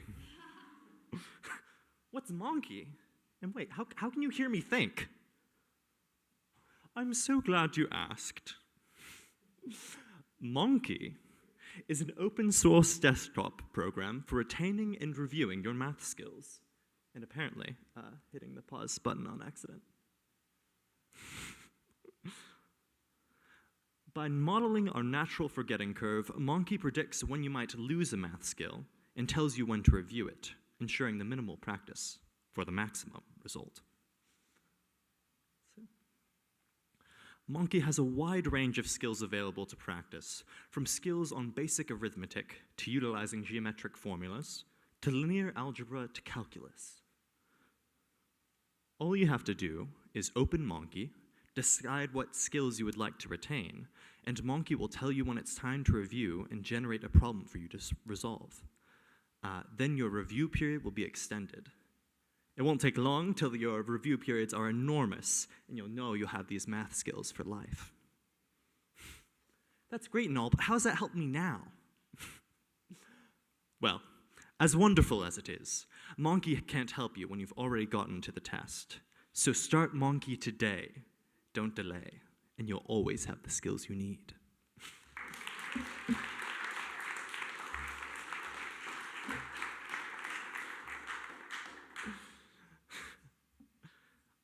I realized that was probably going to happen about 15 minutes into y'all going.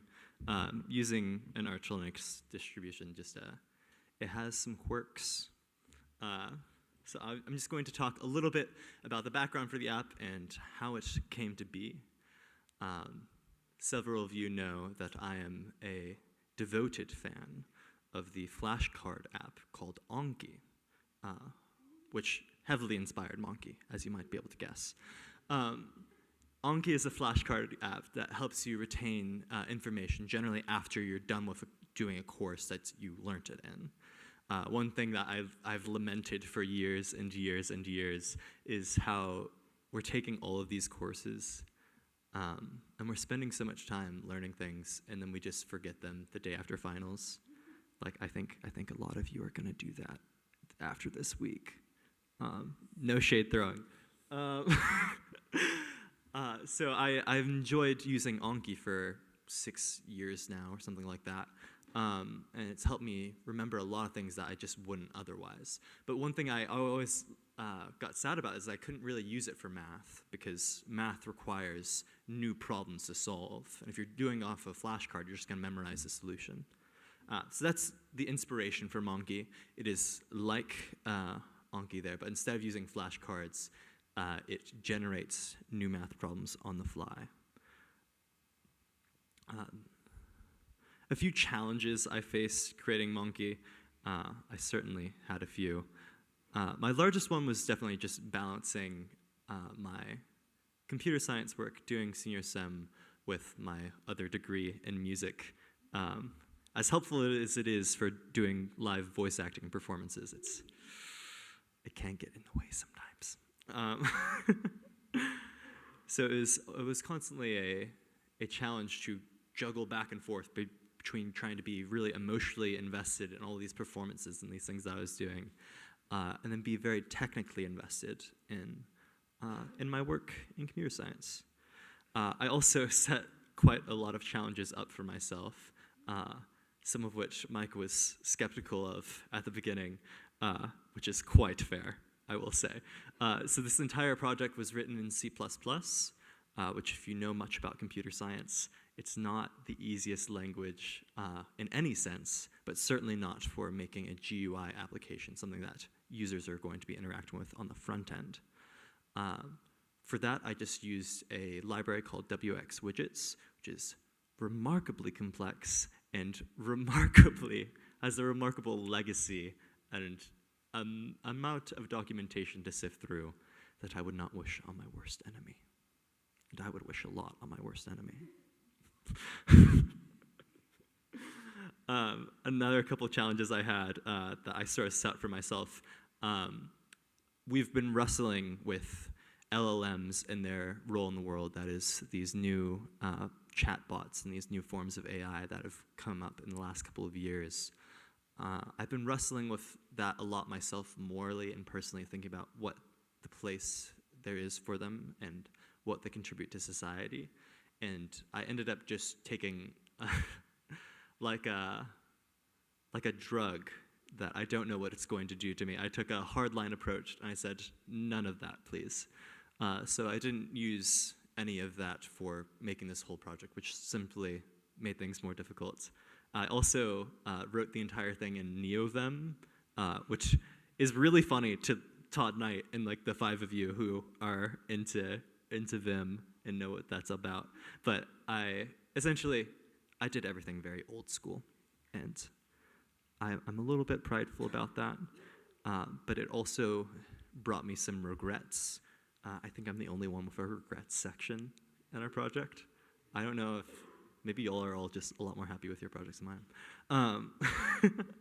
But with the somewhat silly challenges I set for myself of doing it in C++ with no AI, with only using NeoVim, and quite frankly, a rather large project, there are some things that fell by the wayside, and I was really sad that I couldn't spend as much time as I wanted working on the code quality and doing some of the documentation work that I think is really important and that I enjoy doing.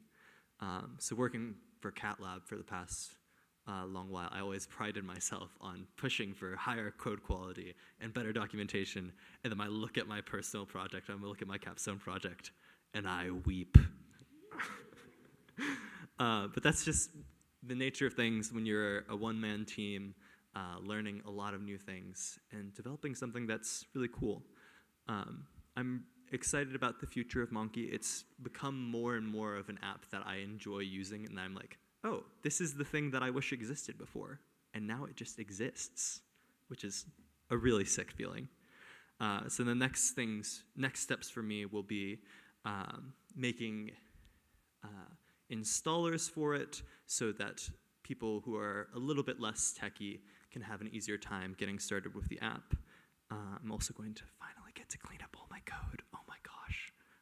So exciting to me and 2 other people. Yes, and I'm looking forward to sharing it with more people and more people who are trying to learn. Thank you. Thank you, Micah. Are there any questions for Micah? All right, if not, we'll move on to Megan. Thank you.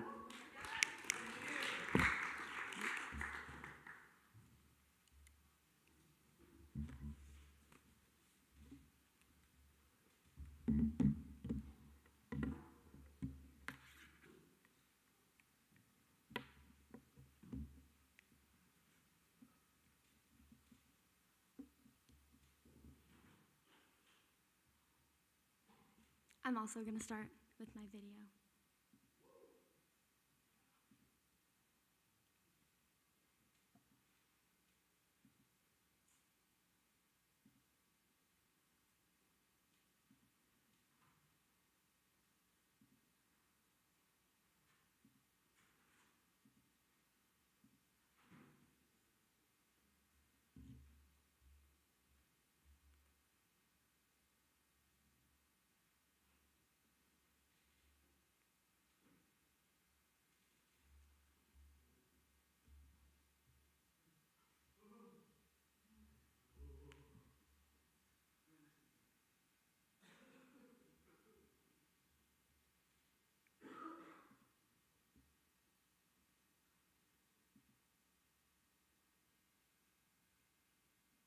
Okay, I can do my video at the end.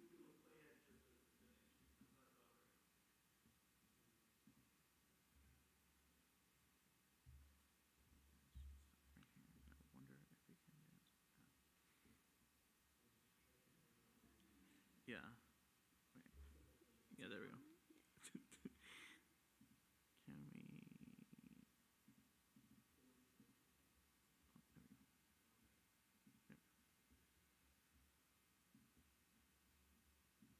Oh no.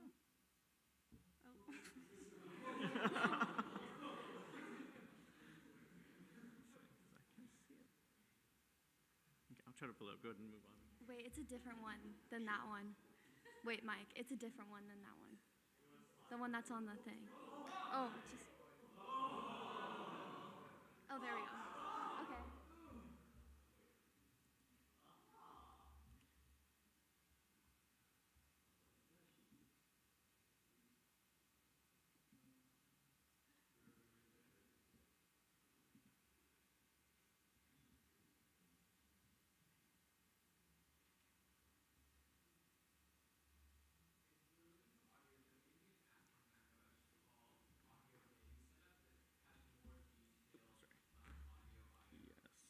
Let's do this, because this is public, right? Yeah. Yeah, go ahead and select this to me. And then I'll pull it up. And hopefully it loads well.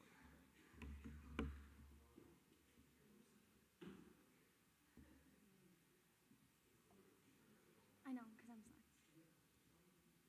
Thank you for your patience as you wait. If these Wi-Fi issues have been plaguing you after you graduate Westmont, please consider donating to the Wi-Fi fund at Westmont.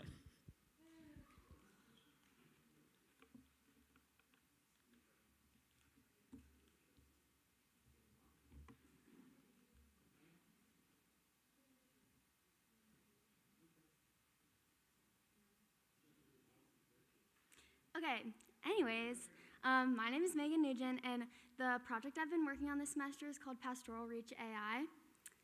And so, just for some background, I partnered with a company called Pastoral Reach, and what they do is they help churches keep track and manage their communications.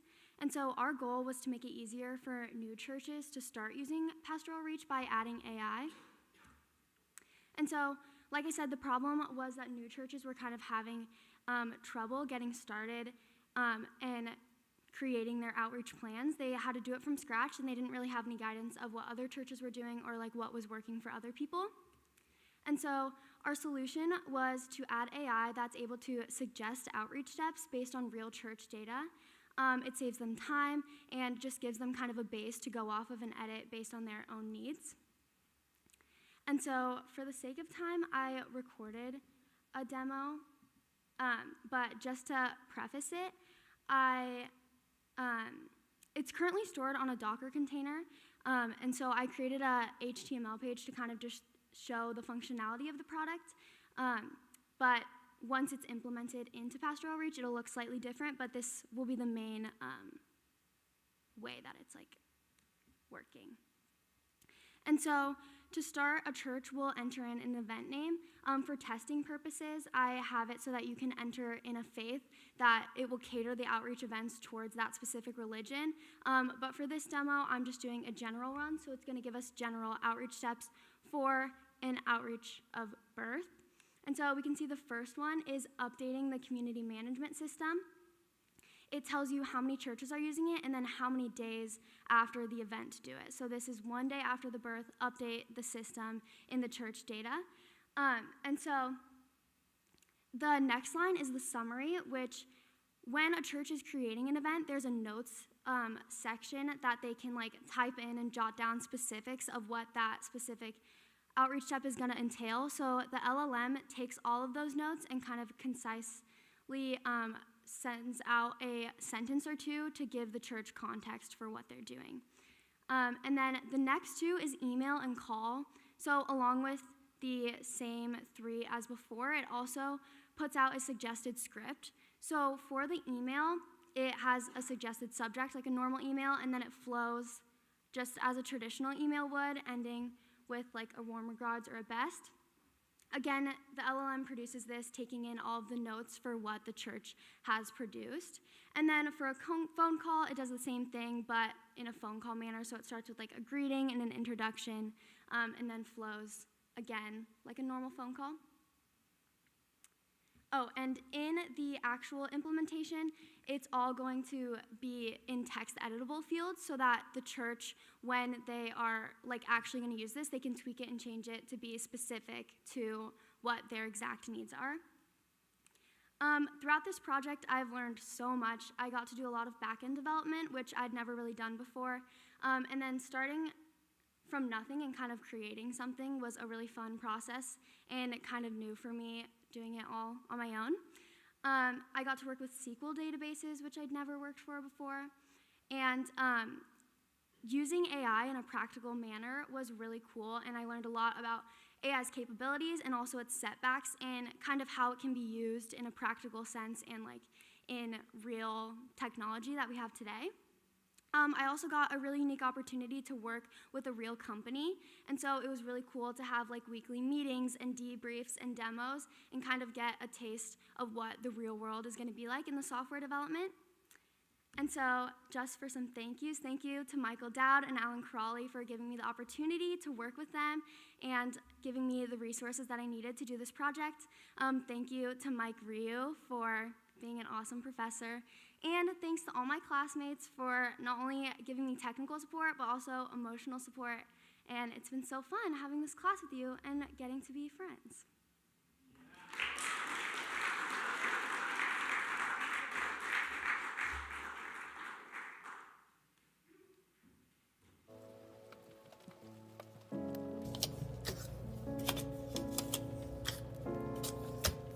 In today's fast-paced world, churches face a challenge: staying connected with their members in a meaningful way. That's where Pastoral Reach comes in. Pastoral Reach AI is an AI-powered tool designed to help churches strengthen their community engagement. Built off the pre-existing system of Pastoral Reach, this project incorporates AI to simplify and streamline the process of church leaders keeping in touch with their congregation when most needed. This product is built for pastors, church administrators, and ministry teams, anyone responsible for keeping their congregation connected and supported. Pastoral Reach helps leaders manage outreach efficiently. Starting and managing church outreach can be overwhelming, especially for new or growing churches. Pastoral Reach simplifies this process by helping churches identify their outreach needs. If their desired outreach issue aligns with data from other churches using Pastoral Reach, the AI will analyze past successful strategies and pull the most relevant insights. The system then presents the user with a tailored outreach plan, ensuring their approach is both effective and personalized. If you're a pastor or ministry leader, you know the impact a single meaningful connection can have. Pastoral Reach helps you make these connections consistently and effortlessly. With automated data-driven recommendations, you can spend less time managing spreadsheets and more time building relationships. Whether your church is growing or simply looking for a better way to engage with its members, Pastoral Reach is here to help. Thank you again, Megan, and thank you for Michael Daoud, who is the CEO of the Vices LLC, who has made the time to come watch the presentation, so thank you. All right, and Lauren.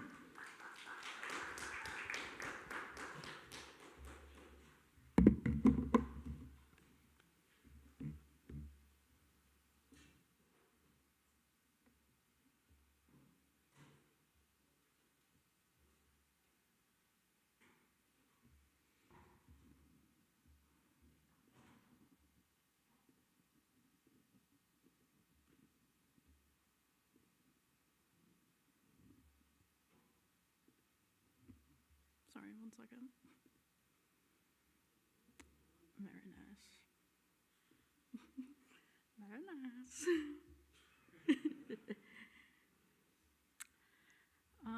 Hello everyone, I'm Lauren Landa. I'm a data analytics major, and I'm excited to present my capstone project, the Curly Hair Helper. To get started, we're gonna show my promo video like everyone else. Do you struggle with curly hair, never knowing which products to use?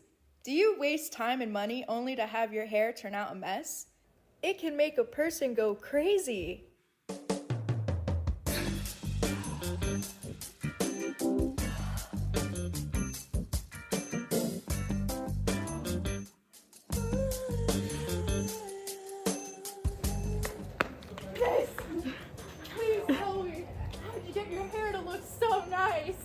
babe, I used the curly hair helper.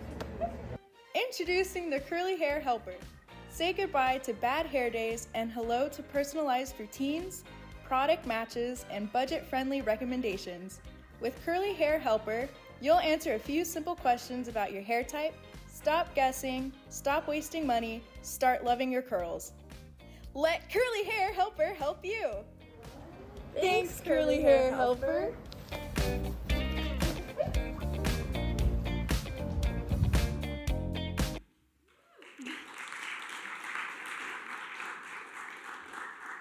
So, if any of you have curly hair, you know it's basically like keeping a wild animal on your head. Some days it's beautiful, majestic, and causes people to stop and stare and just admire. Other days it's a feral beast and it shows violence, and no amount of product, profanity, or even prayer can really tame it.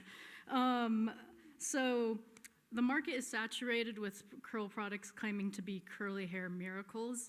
And it's really hard to actually find products that work for you and allow you to get the best hair days. And this leads to an expensive and frustrating cycle of trial and error finding the right products. So I wanted to create a solution that makes this process a lot easier for others in the curly hair community. So before developing my solution, I researched what was already available in the market.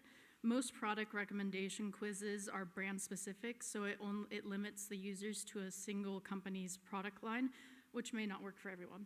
And then second, there's subscription-based curly hair services, but they often come with a hefty price tag, which may be inaccessible to many. And there's also comprehensive databases of curly hair products, but they often don't provide any personalized guidance and could often overwhelm users.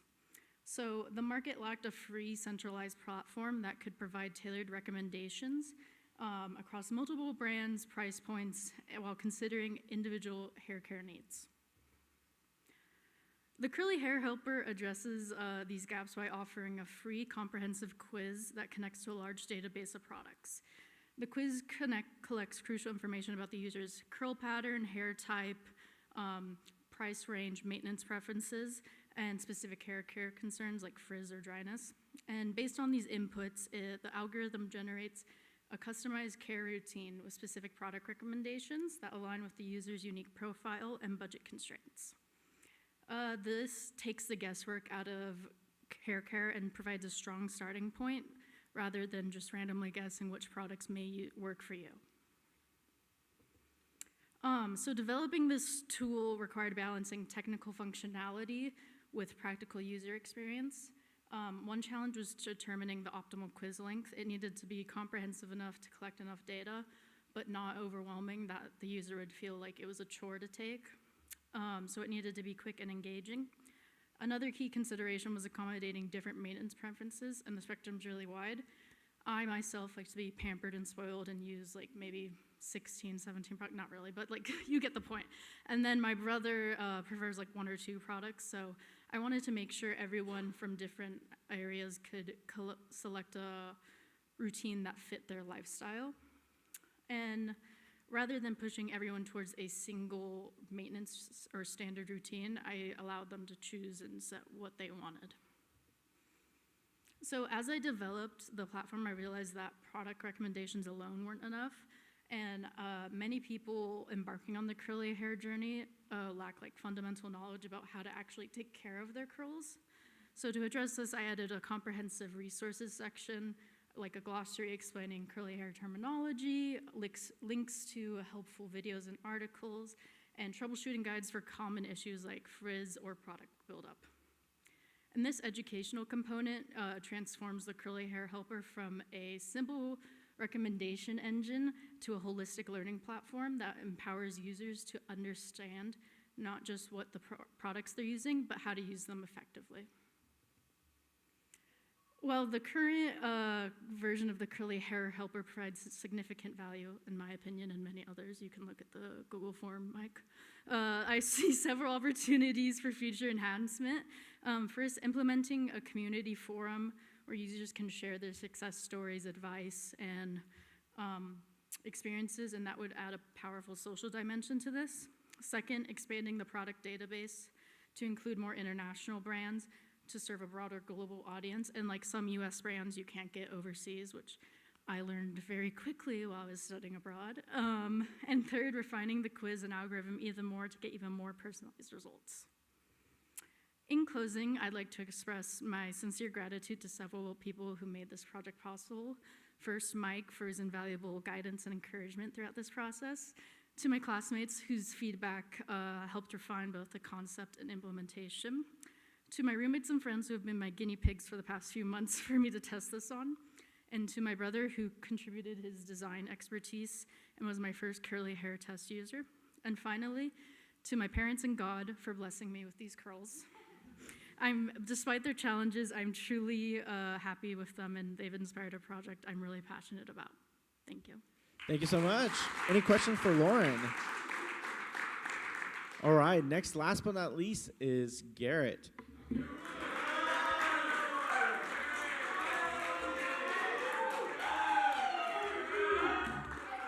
Thanks, guys.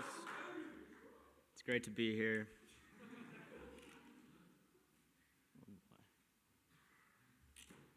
Okay. Here we go. I had full intention of taking out the placeholders in my video, and then I didn't get to it. So, it is what it is. All right.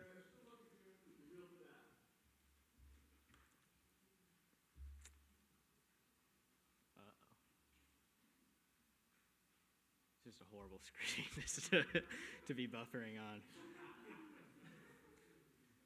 Okay, I can just keep going if you want to get it after, Mike. Okay.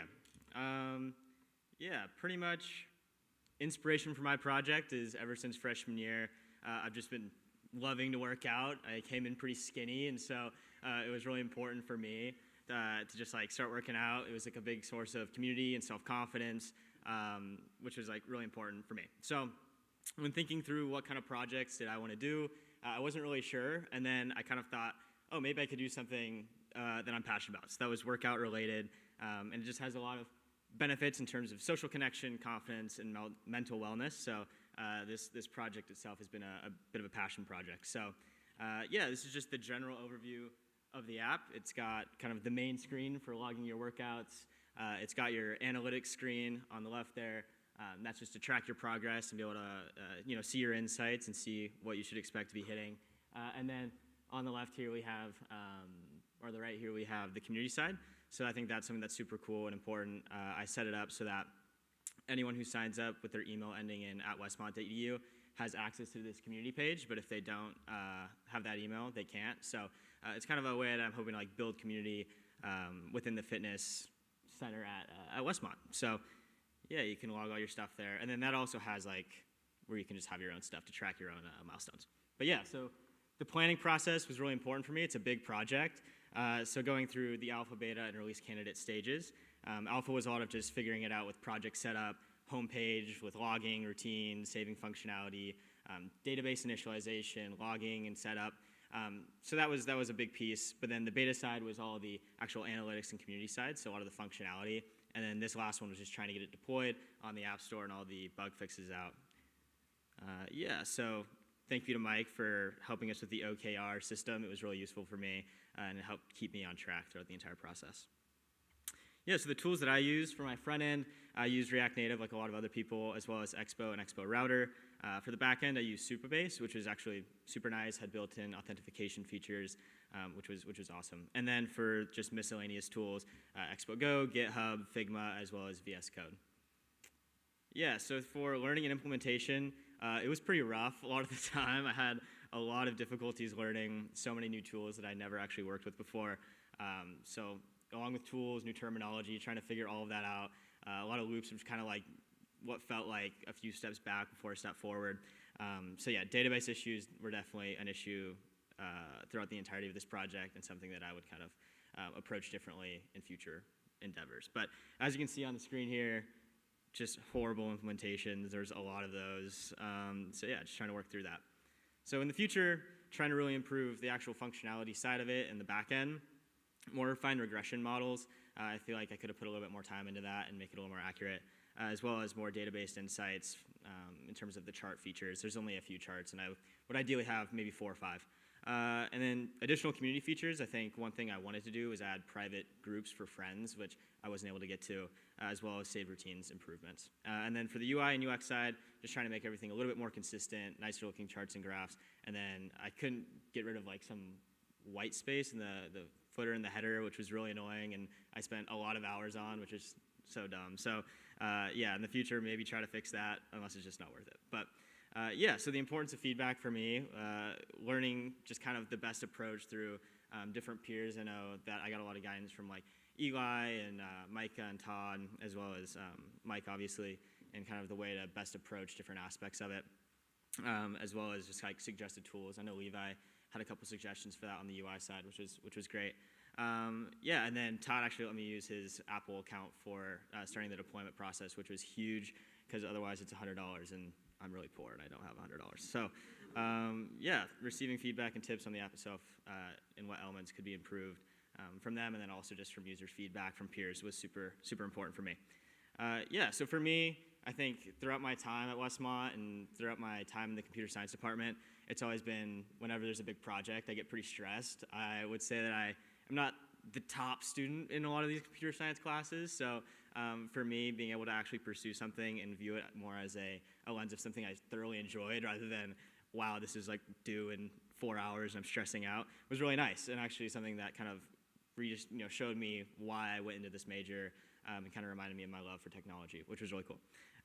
Yeah, so I'm feeling pretty inspired, especially with the tools that I worked with, seeing how I hadn't worked with any of this tech stack before for the most part, and being able to kind of get as far as I did really inspired me to want to do future projects. Yeah. So yeah, I just want to say thank you. I went broad here. I didn't really know how narrow we were going. So like Greg and Debbie, shout out you guys. Yeah, they're great. My friends, they're back there. They did a lot of help with like feedback and stuff. So yeah, and then yeah, as well as peers, just classmates. The entire senior class was super helpful, like I mentioned, as well as obviously my crew. Acknowledgements, I have it on here. No one wanted to say it, but like I got ChatGPT on here. This thing was helping me so much, dude. Like I would not have been able to do that. Like so, I'm not gonna tiptoe around it. It was like the reason I got this done. So yeah. Anyway, questions? Let's watch your video. Okay, perfect. We don't have to. It's okay.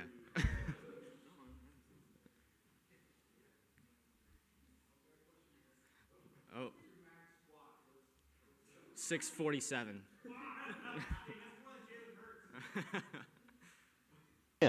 But when it comes to tracking progress, things get messy. That's why we built FitCheck, a new kind of fitness app made for lifters who take progress seriously. Save routines, track your lifts, and visualize your progress, all in one place. No more forgotten numbers or scattered spreadsheets. But FitCheck isn't just about personal progress. It's about community.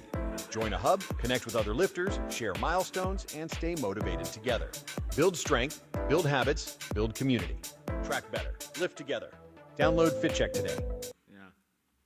Anyway, top tier production, but thank you. Thank you. Well, I'm sad to say that concludes our senior seminar presentations. Thank you, everyone, for sticking through the 2 hours worth of presentations and probably 16 unique technology, not only products, but how we troubleshoot our computer audio. So if you're in computer science and data analytics program, now you have some high bars to try to meet. And if you're not, I hope you come back to watch and cheer us on. So thank you. The folks who are audience, please take a few remaining Capri Sun and feel free to head out. But other than that, we as a class are going to meet right here before we dismiss. So thank you, thank you.